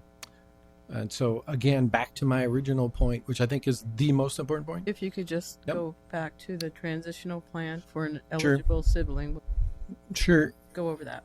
The what we're trying to do here is give those parents an opportunity to be in the front of the line if they choose so. So if you have 8th grader or forward, freshman, sophomore, junior, senior, if you have a sibling, we're going to have a way that you can apply to get have your student attend in the future. And so it gives under the conceptual transition plan, the eligible students, those are the kids that I'm talking about right now, 8th and up. And then the siblings of those kids would be in that box. Again, the most important part is the last bullet point is about transportation. Those would have to be open enrolled after 21-22. So that's probably the most important part. Again, back to the concept of convenience. That's my whole point of why this plan needs to be passed, is because our research says that if we make the pie bigger, more kids will go to that school, period, based on his research about convenience. So when transportation is not provided, they will in many cases, most cases, choose what's convenient. The yellow bus is coming by my house, you're getting on the bus. And so that's where that is making the pie bigger, but it doesn't stop those that want to open enroll. So if you want to open enroll at another school, you can. We have thousands of kids that do that at two other schools. So this is particular to the siblings. If there was that concern that was raised at the last meeting, we would allow students to siblings to go to the school that their brothers, sisters are going to. So the transitional plan for the eligible sibling, that sibling has to have continuous attendance in a Deer Valley school, correct? Correct. Yep. If Okay, you're I going just to wanted a charter school, you don't get to go to the high school you want unless Well, you could enroll. open enroll, but as anyone else would open enroll, you would have the correct. Or if you, lose break your preferential whatever spot in the line Yep. if you do not keep your enrollment. Correct. Mrs. O'Brien, did you want to? I thought you wanted to talk also. Nope. The Miss Tweedy, Miss Frank, anybody else down there? Just before we vote, I guess I would just say, I would either, if there's any data you want to show me that we need to move boundaries to prevent building a school, I would like to see that clearly before we vote, and then I would motion to table. If there's no other data that shows the necessity of this, then I guess I'm prepared to vote. So Could I ask a question? Because You on can. some of the You may. on the one map that was showing where the students that has the pie charts where students go. I apologize, I don't remember what number that was. Must have been 12. Oh, there it is. Yep. Yeah, 12. You're right. I think it is important too for us to notice the size of the pie chart. I don't think there are numbers exactly attached with it. That in some of those schools there that do choose to leave our district altogether, they don't choose to attend the school that they are within the boundaries. They don't go to Sandra Day O'Connor or any of our other high schools. So I do think there is a group of students that, as Dr. Finch just stated, if room is made within our high schools, they may choose to stay or come back. So you can see that those black. we have room for them right now, don't we? Not No, Wait, not just- always. Just hold on, Mrs. O'Brien. Which schools are you speaking about, and then what are you referring to, so we can? The Norterra Canyon, Sonoran Foothills, Paseo Hills. Sorry, the print is really small. Deer Valley. There's West Wing, Terramar on the western border. I'm sorry, I'm not understanding how that connects. Well, because those kids are shown to, those are the kids that are in our 8th grade And then go that to go to a high school outside of our district. For example, and my doctor lives in Sandra Day O'Connor boundaries, I believe, and maybe it's Barry Goldwater. I'm not exactly sure, but her students, as well as a large group of students there, they choose to go to Pinnacle.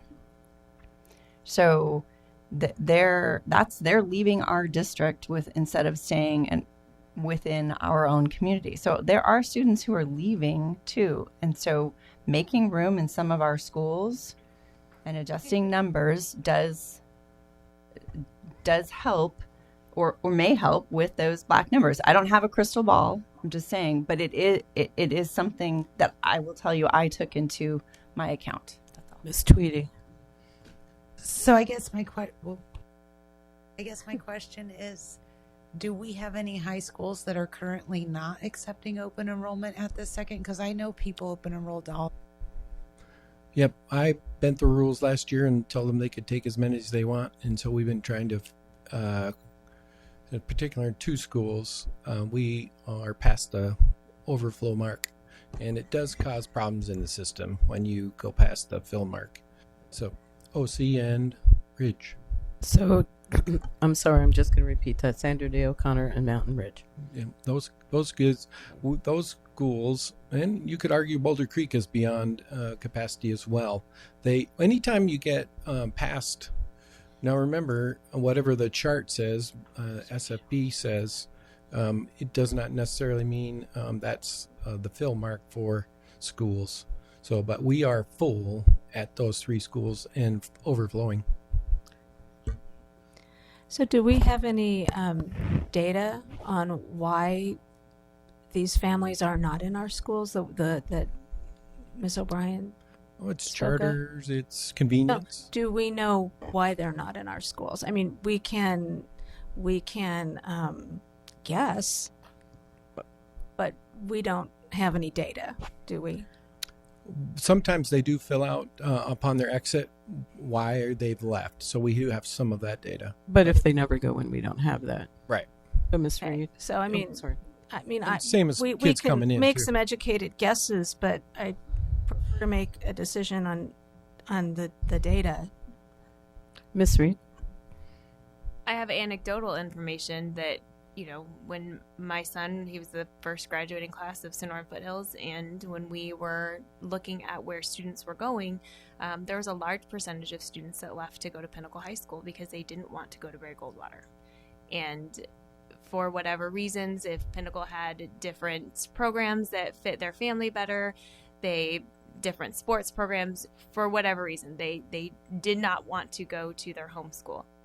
To my earlier point, I think it's our job and our responsibility as governing board members and as district representatives to ensure that everybody is able to access and understand the amazing qualities of the schools that we have in our district. And if those schools are not meeting the satisfaction of the parents in which they serve, then we have a responsibility to understand why and to make improvements to increase the enrollment so students do want to attend their home school. So, And I would agree with you on that last point, Mrs. Reed. Thank you. When you hired me 3 years ago, one of the requests on the front burner, and I told you we're going to wait till this day. And the reason why you gave me this task is because of the previous board, or a previous board, got to the finish line and changed their mind. We had reasons for that. Yep, they had reasons for that. And so it is my professional opinion that you gave me this task. We've done all the homework. We hired a consultant. We've spent hours and hours and hours on it. And we think this is the best move for the entire district, knowing what we know and what we don't know. And that's what you pay me for. So if you don't approve it, that's fine. If you approve it, that's fine. But that's the homework you gave me. And so this is what our consultant recommends. This is what Mr. Migrino and I recommend, as we're probably the ones that spend the most time on it. But is the best choice or best decision we will make related to open enrollment and programming and our creating the best environment, best balance in our district, in my opinion. That's the best I can do. One last thing, and then we can just go. Unless I want to say one last thing, but go ahead. Okay, so I guess I'm just curious though. Okay, so the students who are open enrolling and not choosing our high schools, they could have been accepted at any of our high schools and they still didn't come back. So I don't understand why we think this solves the problem. I'm just not following this logic. Mountain Ridge I think that's and just a Connor. I think that's just a portion of it, Ms. Tweedy. Go ahead, Dr. Finch. OC and Ridge in particular are full. So when you're at the top of your enrollment, do they want to go to a smaller environment? So if they're full, and Ridge and OC and BC are full to the rim, then I'm going to go to a smaller environment. I'm convinced that there are a lot of kids that do that. So if you can create more space in there, your classrooms are to the brim, your sports programs are to the brim, everything's to the brim in those three systems. So you create more chairs, you might have more opportunities to have more students. Again, that's what you pay me for, is to pay the bills. And so how do we pay bills? Students. And so how do we get students? We have to make strategic decisions that project us into the future. And this is my professional guess with using the data that this is the best move to do for our district. Hold on 1 second, Ms. Okay. Tweedy. You still look perplexed. Do you have anything else? No, Okay. I guess I'm just not following some of this reasoning. It's okay. I mean, if there's anything else you wanted me to look at, I would table it. And maybe you can think of that motion while Ms. Frank is talking. So I'm not making a long speech. Good. I just Effective and productive. I just want to say before we vote, unless there's a motion to table it, that at the end of the day, when I look in the mirror, the only person I see looking back is myself. So I have to, and if that changes, I'm in big trouble. Okay. So Thank you. I have to vote according to what I think is right. It should not be taken as a sign of disrespect to anyone in the community or a sign of disrespect to anyone who's worked on the Boundary Change Initiative. I do appreciate all of the hard work that admin has put into it. I appreciate the time parents and community members sent to email me. But at the end of the day, I have to take responsibility for my vote. So it's not a sign of disrespect to anyone. It's just how I see things. So I have one more question that might turn into two depending upon your answer. So we're doing this to balance our students. And when we do that, we are hoping that our resources are also balanced. Is that They part are and cousins. parcel of that? Yes. With students come resources. And so how does this okay, let me think how to say this. So we lead by students, we make our decisions in the best interest of students, and how will this, in your opinion, anybody down there, really be in the best interest of our students? Not the convenience of the parents, not any disrespect to anyone out there, but I'm more interested at this juncture to see how this will benefit our students. Probably the best answer here, one that I typed today to a community member that asked. We know just by watching walking around the schools, I'm in the schools all the time, we know our southern schools are aging out, quote unquote.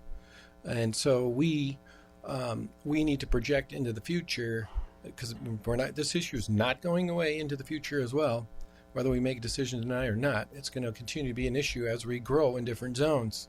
So each board is going to have to deal, or boards in the future will have to deal with it again in another capacity. It's just part of having land and and part of being a desirable district, part of being a desirable area. So in my opinion, this zone and the decisions we make about it help balance the resources and our students in this charter open enrollment game that we are in Arizona. Ms. Reed? Oh, I forgot I don't have to do that anymore. Got anything else? I know I startled you there, or anyone else in the world for that.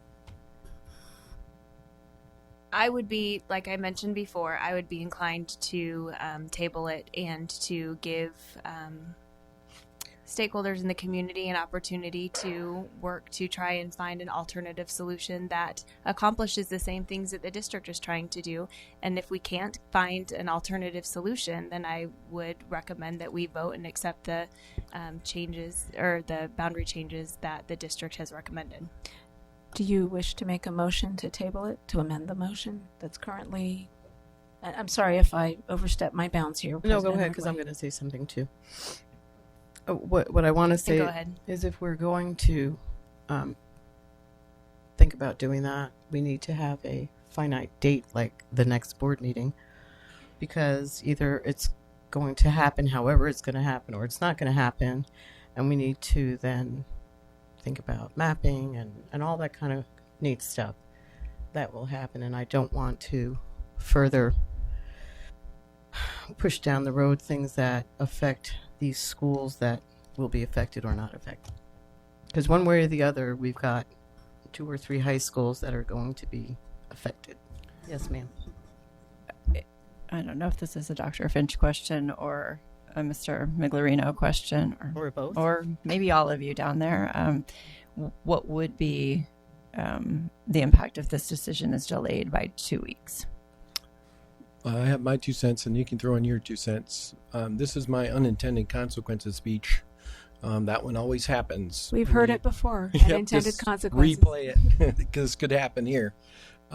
And also timing and timelines. Well, and so that was her That's question. my question. Can you Yep. tell me what will be impacted by a 2-week delay? Yep. So I don't know, maybe Mr. M can fill us in on his perspective. President Ordway, Ms. O'Brien, and the rest of the board, Dr. Finch, I don't know that much would be changed over a 2-week period. And if Ms. Moffett is actually glaring at me right now, I apologize to her. She's not. She's smiling deeply. Not on the inside. The process that we're trying to be in front of is staffing for next year. But as we have the proposal before you today, the 8th grade students are being rolled up into their current school. So we would be able to project what the number of students are.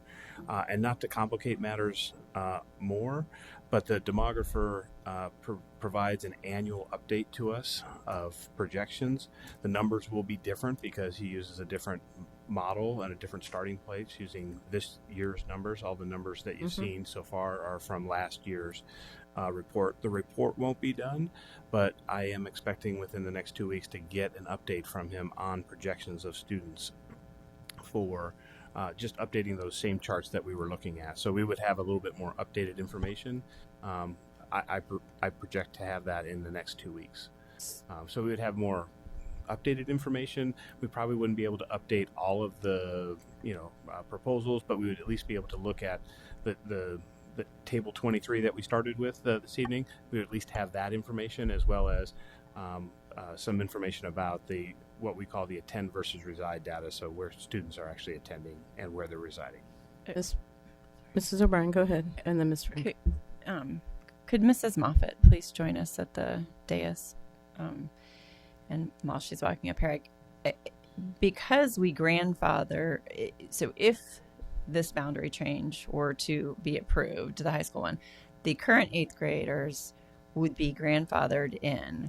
So if you could explain further, Mrs. Moffett, how it impacts our staffing changes, because the other 3 we've approved, but this one seems to be, because it starts in August of 2021, correct? The high school boundary impact. So I'm not sure I understand how it impacts this year's timelines. Yeah, President Ordway, Ms. O'Brien, we are the proposal as it is this evening is to make the high school boundary change effective for next school year, the 2021 school year. But it would allow all the current 8th graders that are presently designated at the high schools that they would have gone to without a boundary change, that they're going to be able to go there. So essentially we would just roll the students up like we would do every year for 2021. The difference would be in the following year, 21-22, we're not taking the current 7th graders and they would go to a new school. So we'd have to adjust all the roll-ups to any boundary change that gets approved. So it's actually, because of the grandfathering, if you allow me to use that term, we would be able to, I think, provide a fairly effective projection of the number of students, which does affect the staffing that Ms. Moffitt can speak to. Go ahead. We will begin our staffing meetings in about a week. And so we do run multiple rounds of staffing sheets, so it would not be unusual for campuses to see a new version of those based on these types of changes. But it is most convenient to have these students rolled in the first round. So if you were to presume that most of the 8th graders that would be going to the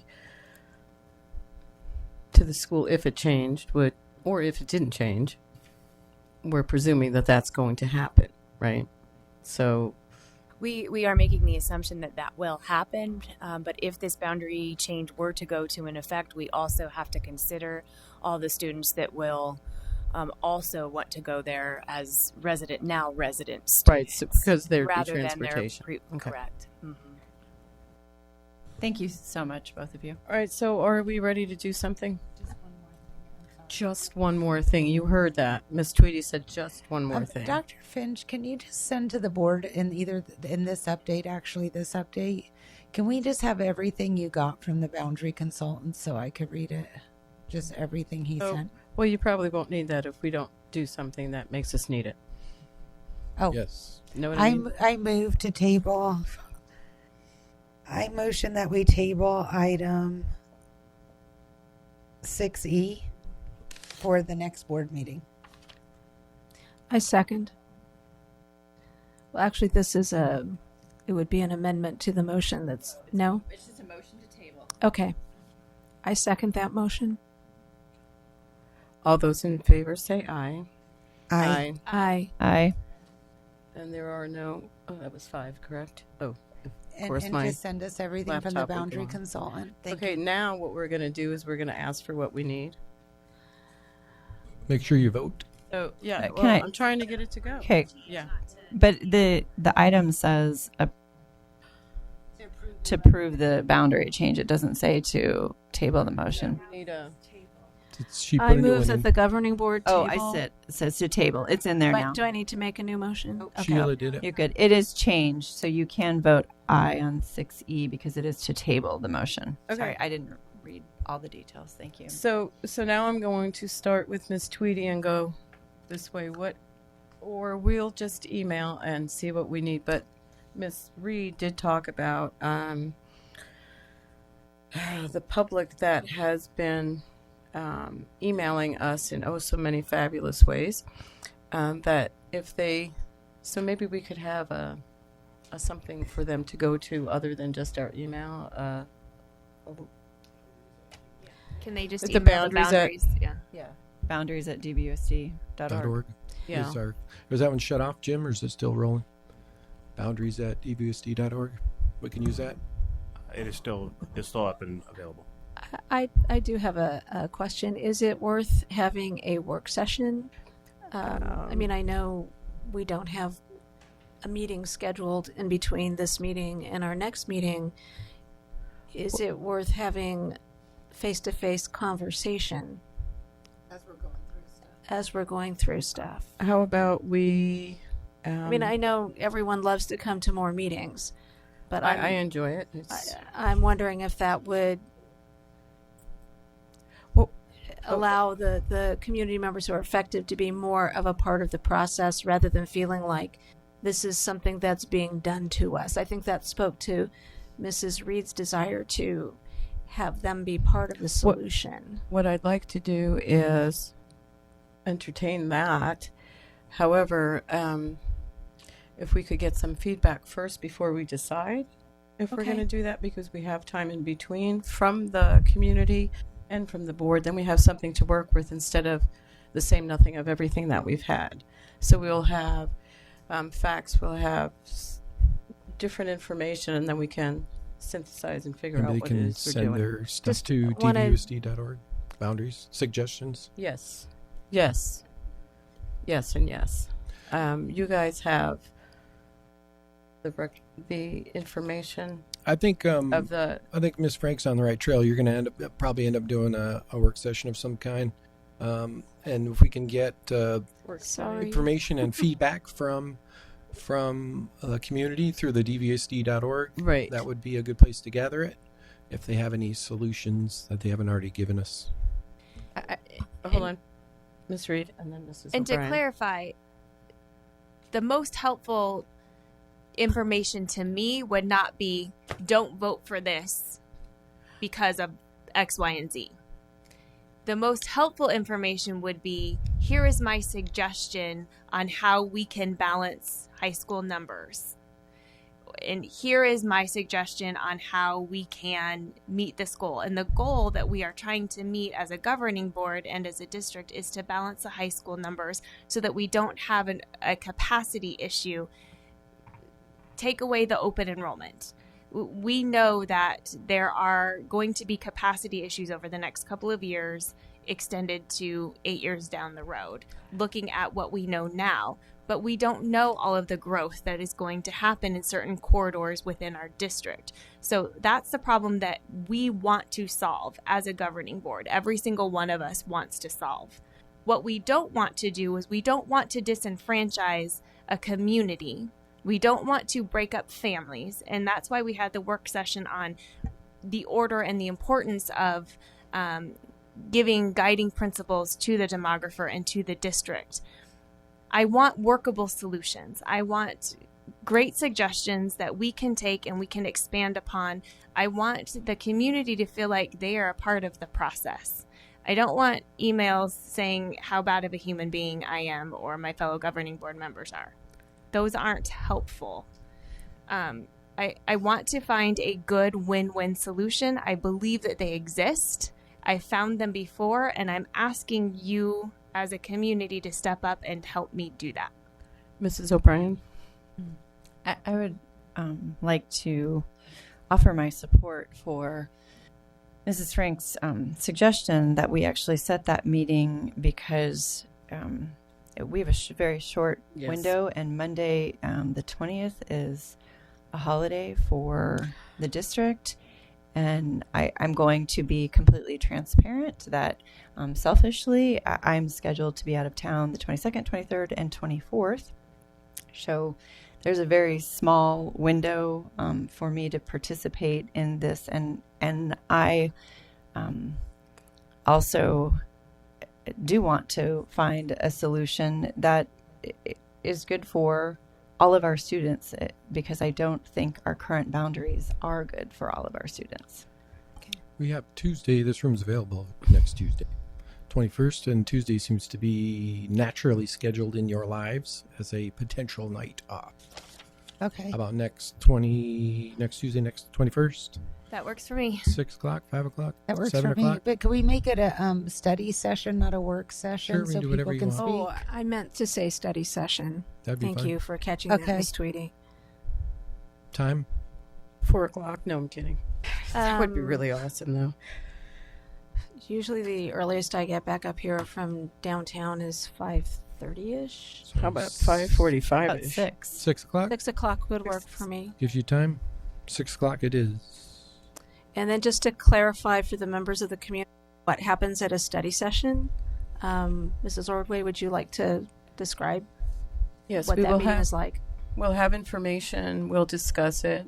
Anyone from the public can chime in on it. What we don't like to have, but it happens a lot, is people argue and yell and all that kind of stuff, but it doesn't produce much.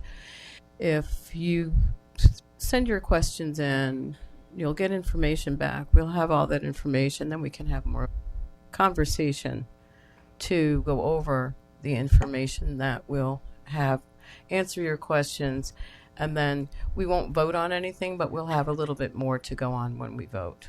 And then generally we set tables up down in where you guys are Yeah, now. well- So we're not sitting up here on the dais. I don't know how that's going to work But, now. So I mean, that's It'll how probably we be, have done it hopefully in our the past. technology will work and it'll be streamed as well, so people will be able to see it That's as if they just can one attend. option that we've used in the past. So there you have it. Okay, let's 21st, 6 o'clock. Yes, sir. Study 21st at 6 o'clock, and I have somebody one more will bring dinner from Chick-fil-A. Yes. And if you have any questions or suggestions from the community Yes. using DVUSD, a website called Boundaries at And this DVUSD.org. is regarding this item only. Everything else Yep. has been. And board members too, if you have anything that Yes. you want us to work on this next week, get it to me ASAP. Mrs. O'Brien, did you have something? I had a request for Mr. Maglurino, but I think we're having technical difficulties. So, Dr. Finch, is there any chance we might beg that the Skip Brown? information from Dr. Skip Brown would be available at least by that night? Yeah, we might actually maybe even get him here. I don't know. We'll see if So, we can. if that would be obviously helpful in a study session, Yep.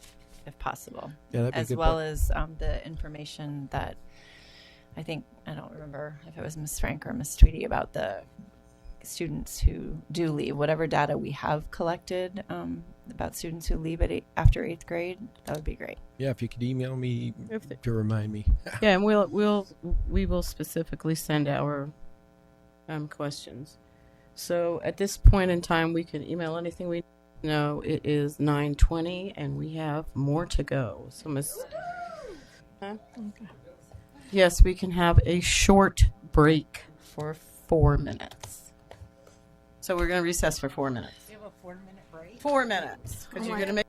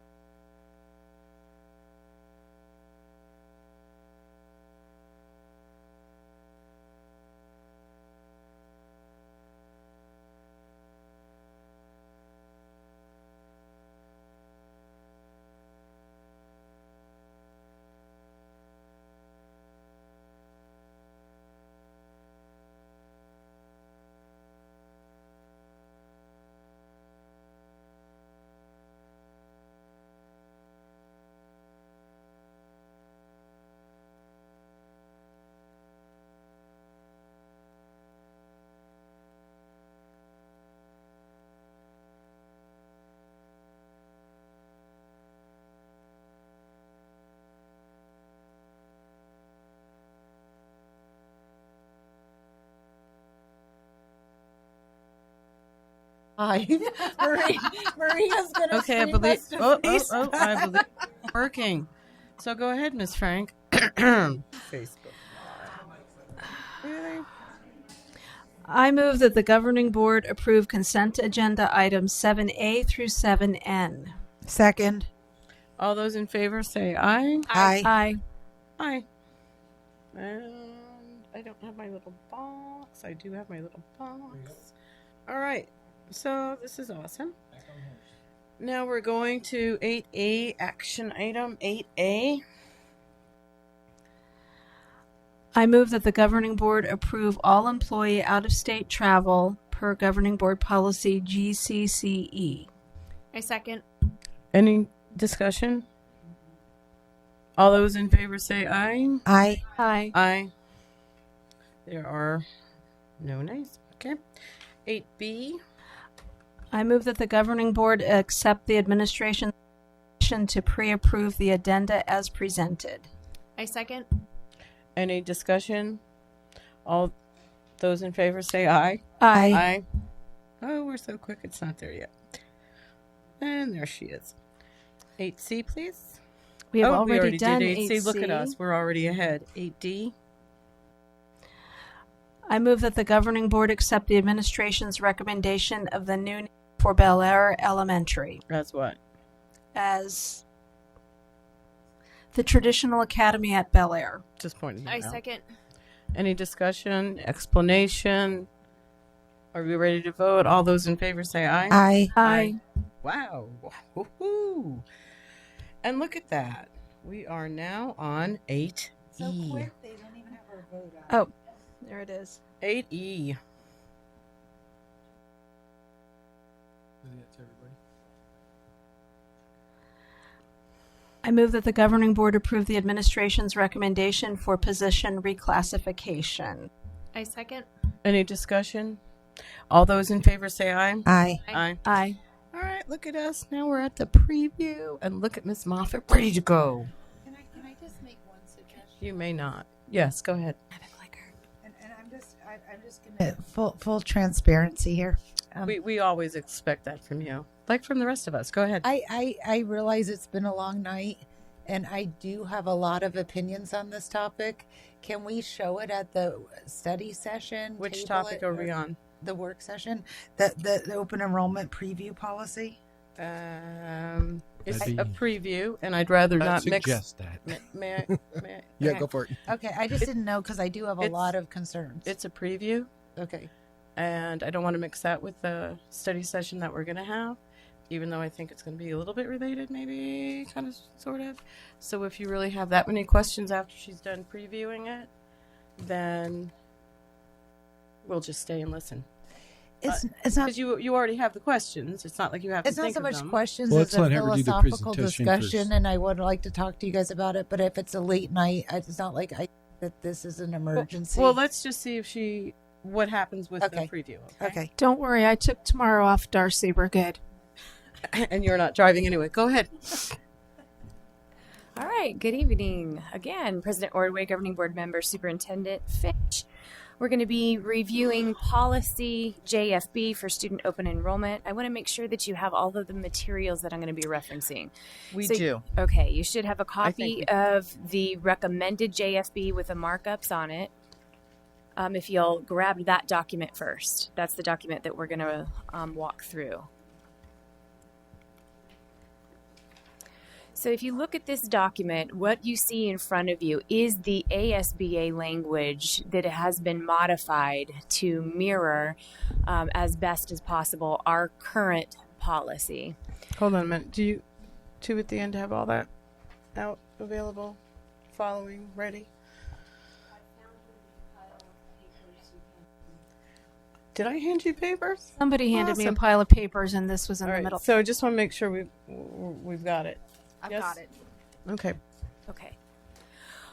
You'll see it right in front of you on the slide. I want to make sure I cover all of these things, not to forget. The ASBA policy has been modified, as I just mentioned, and items not included in our current policy, not seen in this recommended version, have been included in a newly drafted regulation, which Could you quickly just give us the definition or the difference between? a policy and a regulation. Yes, please. Oh, you're reading my mind. This is awesome, these new microphones. So policies are adopted by the governing board, and regulations are further detail of how we will execute that policy. Regulations, though, are not adopted by the governing board and can be adjusted without going through a full policy adoption. So your regulations are more to go back and see what you need to change to make the implementation clearer and better. That is true. Okay, thank you. Go ahead. Okay, so I have broken this down by category to walk you through the adjustments that we have made to the ASBA policy. If you look under the category of information and application, the only change that was made in this section is that the ASBA policy is seeking a hard deadline, as though we were to do student open enrollment once a year. In the Deer Valley Unified School District, you all know we do not do open enrollment once a year. We actually review applications every single day, not only for current year, but then we go through a whole cycle for the following year. So instead, we added the word priority by December 15th, as that is what we have been practicing. Does anyone have any questions so far? Okay, go ahead. Okay. In the area of capacity, the change we made here is that we combined non-resident pupils with transfer pupils. And the reason we did that is that when we review applications in our open enrollment system, our electronic system, we take applications as they come in a first come, first serve model. We treat transfer and non-resident students the same, and we don't prioritize one over the other. And transfer you're referring to within district? Correct. Okay, in go ahead. district transfer students versus non-resident transfer students. And that would mirror our current practice. We also, again, removed the deadline for excess capacity estimates as they remain updated throughout the entire year. And that is on our website. We make sure that those accurately reflect where we have limited capacity, full capacity, and no capacity. In the category of enrollment priorities, again, we combined resident and non-resident students. Any questions so far? Okay, go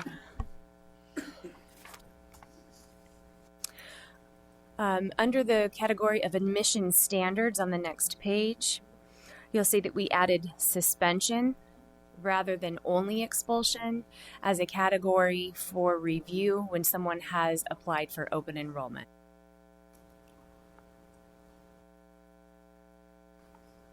Under notification, we removed the date as enrollment, again, is open all year.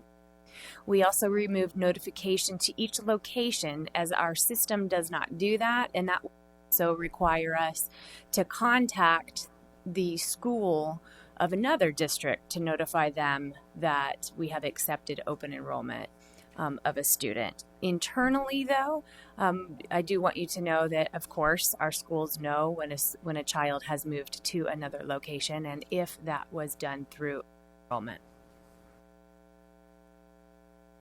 In the area of transportation on the next page, we only included the language that outlines transportation requirements for students that are approved for transportation on IEPs. We do not provide the transportation as outlined above that. If you see in the language, the ASBA language 2, I want to point out that it does say in everything strikeout that the district may do those things, whereas in special education area it says that we shall do those things. But because it's not currently in our policy, we thought it would be best to strike it out. In the area of exception, again, we combined resident and non-resident pupils. And then lastly, I did not put that on the slide. You'll see that we struck out the application submitted by because open enrollment is open all year long. Any questions regarding this document before I move into the regulation? I'm just curious. What was the part, Dr. Finch, where we were talking about if you were going to revoke? Where's that covered? That's in the regulation. Going to be in the regulation. It's coming up. Yeah, that's coming up. It's in the regulation? Okay. But it's currently in a policy, isn't it, or no? Yes. Correct. So where did you strike it from this policy? Because I don't see it striked. We did not strike it from this policy. What you see in front of you is the ASBA version of JFB. We have taken the ASBA version and we have adjusted it to match ours. Anything that is not included in ASBA, the ASBA recommended format does not include those timelines. So we did not include it in the ASBA version and rather put it in the regulation. You are correct that our current policy, which you have, it's the third document that you have, does include the revocation timeline. So as opposed to the timeline being policy, the timeline's how you're previewing it, that's how it will look. Correct.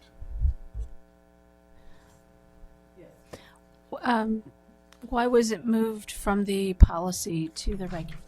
If you could explain the rationale behind that, either Dr. Finch or Mrs. Moffitt. Sure.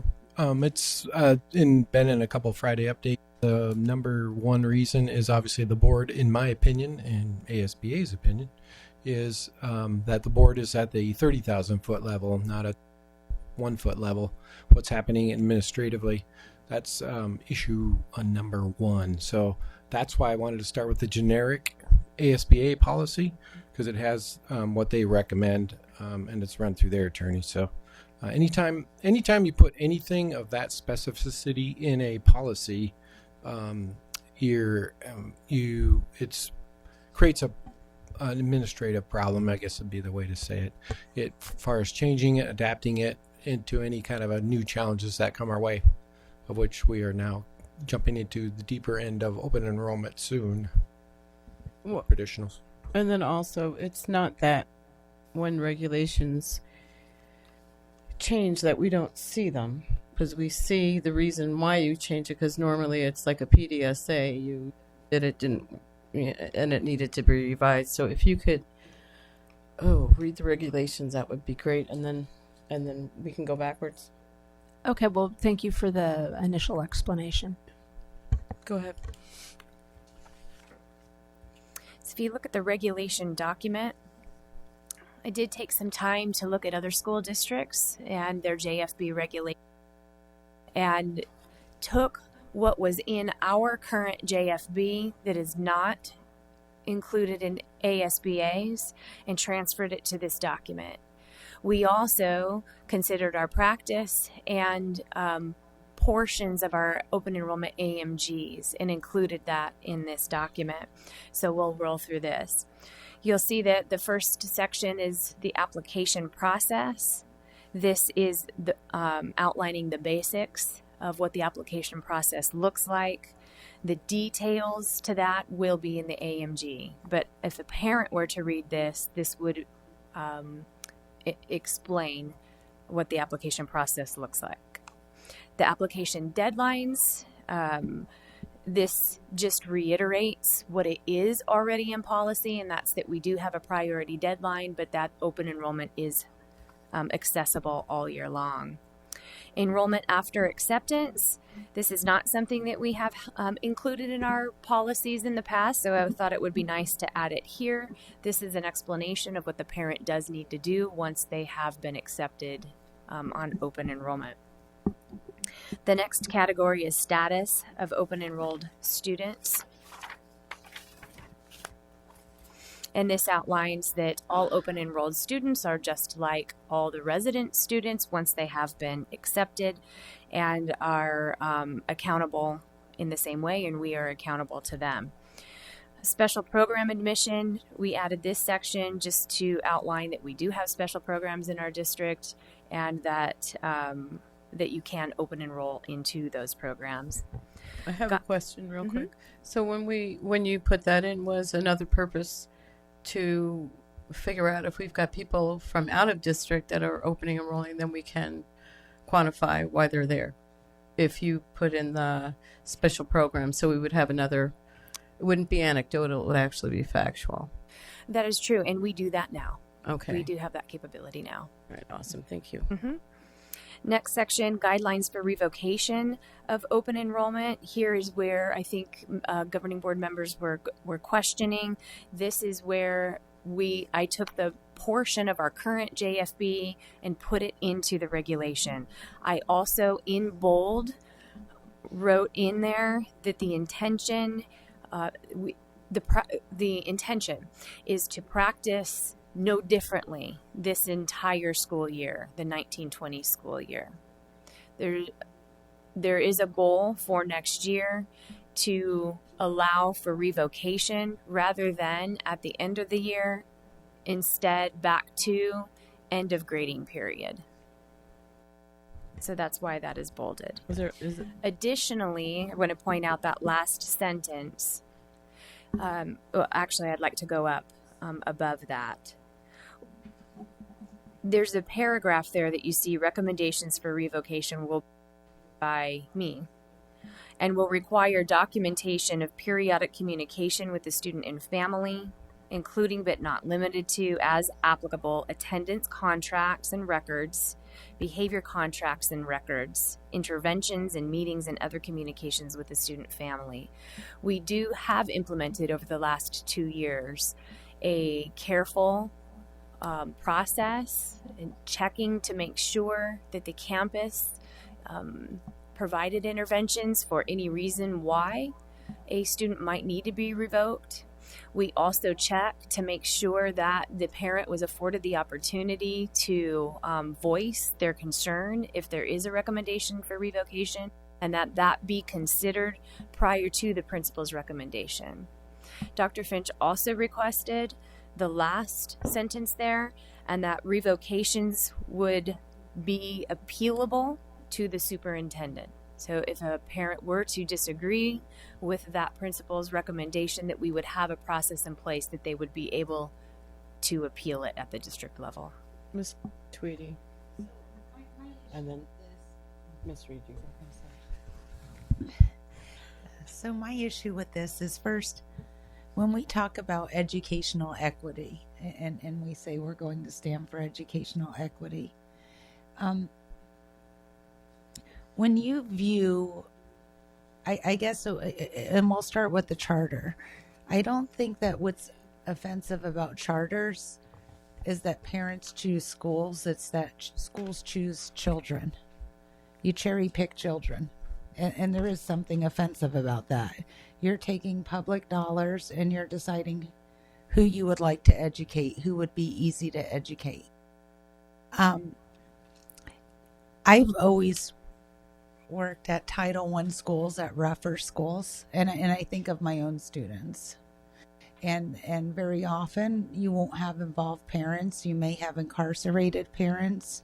You may have kids with extreme behaviors. And you may have kids that have had a lot of mobility, so they have huge gaps in their education. And then to have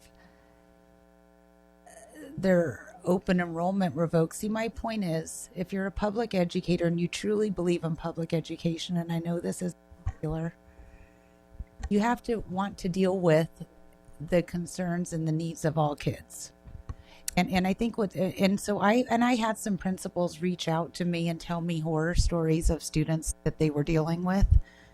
And I myself have dealt with horror stories. I mean, the schools I've worked at. But then I would say to them, so what are you going to do then if this kid's not open enrollment? Oh, well, then we'd have to deal with them. See, the real problem is we don't have things in place to deal with, in particular, gen ed students that have severe behaviors. Like at the K-6 schools in our district, in Deer Valley, they don't even have an on-school suspension person. So when you have a kid running amok, they're running around the campus, and so because they don't have that, it's like, well, if they're open enroll, we can get rid of them. Well, that's great, but it doesn't work for the other kids. I mean, we need to put things in place that work for them all, but increasing students' mobility in the middle of the school year is not. If I'm teaching algebra right now, and a student leaves and goes to another school, and this happens all the time, and they go next quarter, and then they just started teaching algebra, and then they missed geometry that year. That's the kind of stuff that happens to kids that get moved around. Ms. Reed? I had two questions. Would you be able to provide in an update for us the process that you explained as far as the parental involvement in meeting with staff and administration of the school when there's a recommendation? I'd like to get more information on that and see if that's possible to have as I don't know, my brain's turned off because it's so late, but as an addenda or something so that parents understand what the process might be in case it's revoked. And I don't know. So that, and then the second, as far as the grading period in this recommendation goes, I'm assuming that for K-8 it would be at the quarter and for 9-12 it would be at the semester, correct? Okay, thank you. Yes, Ms. Frank. I would just like to reiterate and agree with Ms. Tweedy's points. My belief is if we accept a student on open enrollment and we're willing to take the money that comes with that, then we have a responsibility to educate them through the year. I have personally seen the damaging effects of a child being kicked out of a school because of an issue the child couldn't control. And I would never want to see that done to someone else's kid. But I have personal experience with that. And it's awful. So I think if we take the kid because we want the money that comes along with them, then they're ours for the year. At the end of the year, if it hasn't worked out, then by all means revoke the open enrollment. But at least the child isn't being traumatized or moved around in the middle of the school year. Yes, Ms. Reed? To some of your concerns for my fellow board members, my hope is that as we progress down and further investigate into the futures report recommendations as far as behavior goes, that we will, as a governing board and as a district, ensure that we're providing the correct behavioral interventions for our schools so that they can properly deal with and improve behaviors, not only from kids who might be on open enrollment, but the students that live within their boundaries, because I know that is an issue when students act up and are sent out of class or have need further intervention, that not all of our schools have trained staff that are able to assess that and to take care of that in a way. And I know that at one of my students' schools, they're sent up there to hang out with the front office staff all day long. And I don't know, being a behavioralist and interventionist in my former career, I don't think that that's serving anybody well. So my hope is that as we are looking at this policy, that we're also mindful of the processes that we're going to try to improve on the behavior side and the discipline side, and ensuring that our schools are staffed properly with people that can help address those issues too. Go ahead. Yep, that's you. Okay, back to Wait a minute, you were on pause. I keep forgetting we have a little bit of a lag there. Go ahead.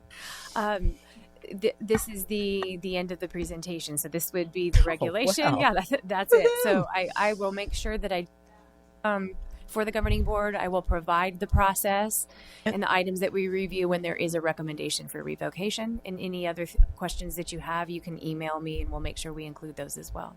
Rationale behind that, and who was on the team possibly that did that, because we have an obligation to all of the students, whether they're open enrolled or not enrolled. But when someone is interrupting the learning, we've got to figure out how to fix that. So just going to mention that. Yes, Ms. Reed.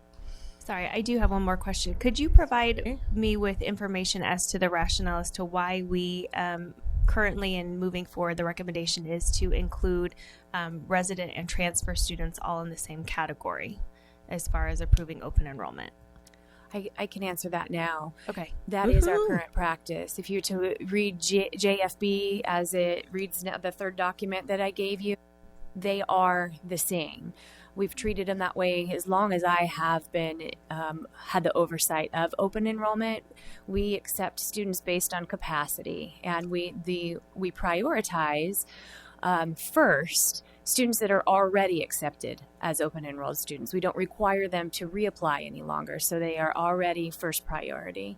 Then come students of our employees, and then after that are both resident or internal and external students. We see them equally in the application process. Thank you. In having conversations with parents regarding the boundary issues, I think that one of their biggest concerns is the idea that students coming from out of district are treated the same as students that are in district. So specifically towards the Mountain Ridge Deer Valley issue, that if we chose to move forward with the boundary initiative and change it, that the students that are currently going to Mountain Ridge that would be rezoned for Deer Valley, if they wanted to open and enroll, they would be competing for a spot from a student that's out of district. And I think that if that might be looked at and considered to be tweaked a little bit, we might be able to calm some of the concerns some of Yeah. the community That was our members. siblings' proposal. so Right. I should say that. Okay. My if I add 2 cents, because I've had many conversations for 3 years now around this topic. One, I think that's everyone needs to understand is they have a home. We're talking about kids that already have a homeschool in our system, so they are choosing another school. So that's the definition of open enrollment. It's, in my opinion, I look at it just like busing. It isn't a right to ride the bus. It's a privilege to ride the bus, and we can remove you from the bus if you don't want to ride the bus properly. It's the same concept. If you want to open enroll to another school, great, but you just have to follow the rules, have to be a cooperative student, cooperative parents with the administration to maximize your potential. We know that, and to Ms. Reed's point, that we're working on the Gen Ed side on our futures report, so that'll be coming. But one thing that is different, if you're a Deer Valley student and you are required now to go back to your home school, you're going to be on the same pace because we have an aligned curriculum. So you're going to be in that same chapter when you go next door.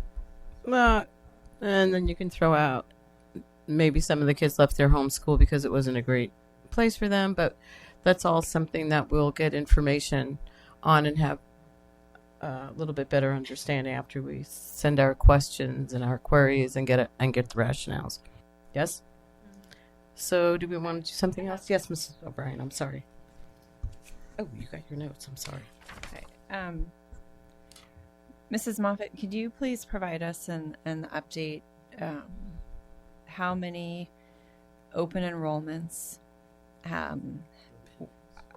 revocations or terminated, every school year for the last 5 years, and identify which years were under this current policy as opposed to The prior policy.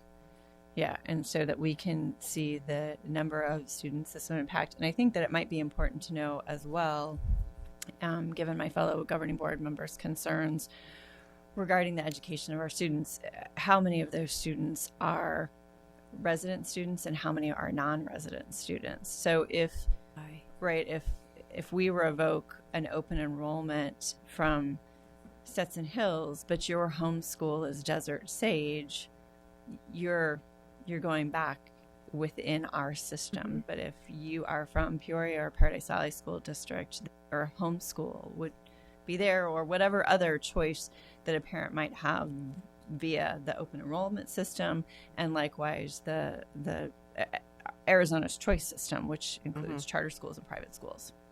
Okay. Could you provide the reason for the Probably. I think. Thank you. Going back 5 years, I believe we probably could do that. Mm-hmm. Okay, and then, I'll just go with that one. Thank you.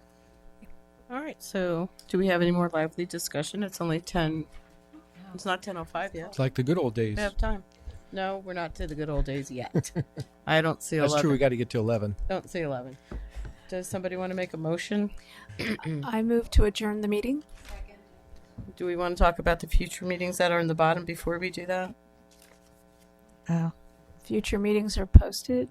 Okay, now you can do it. Go ahead. Go ahead. Do it again. I move to adjourn the meeting. Second. Okay, good night, everyone. We all vote aye. Aye. Aye.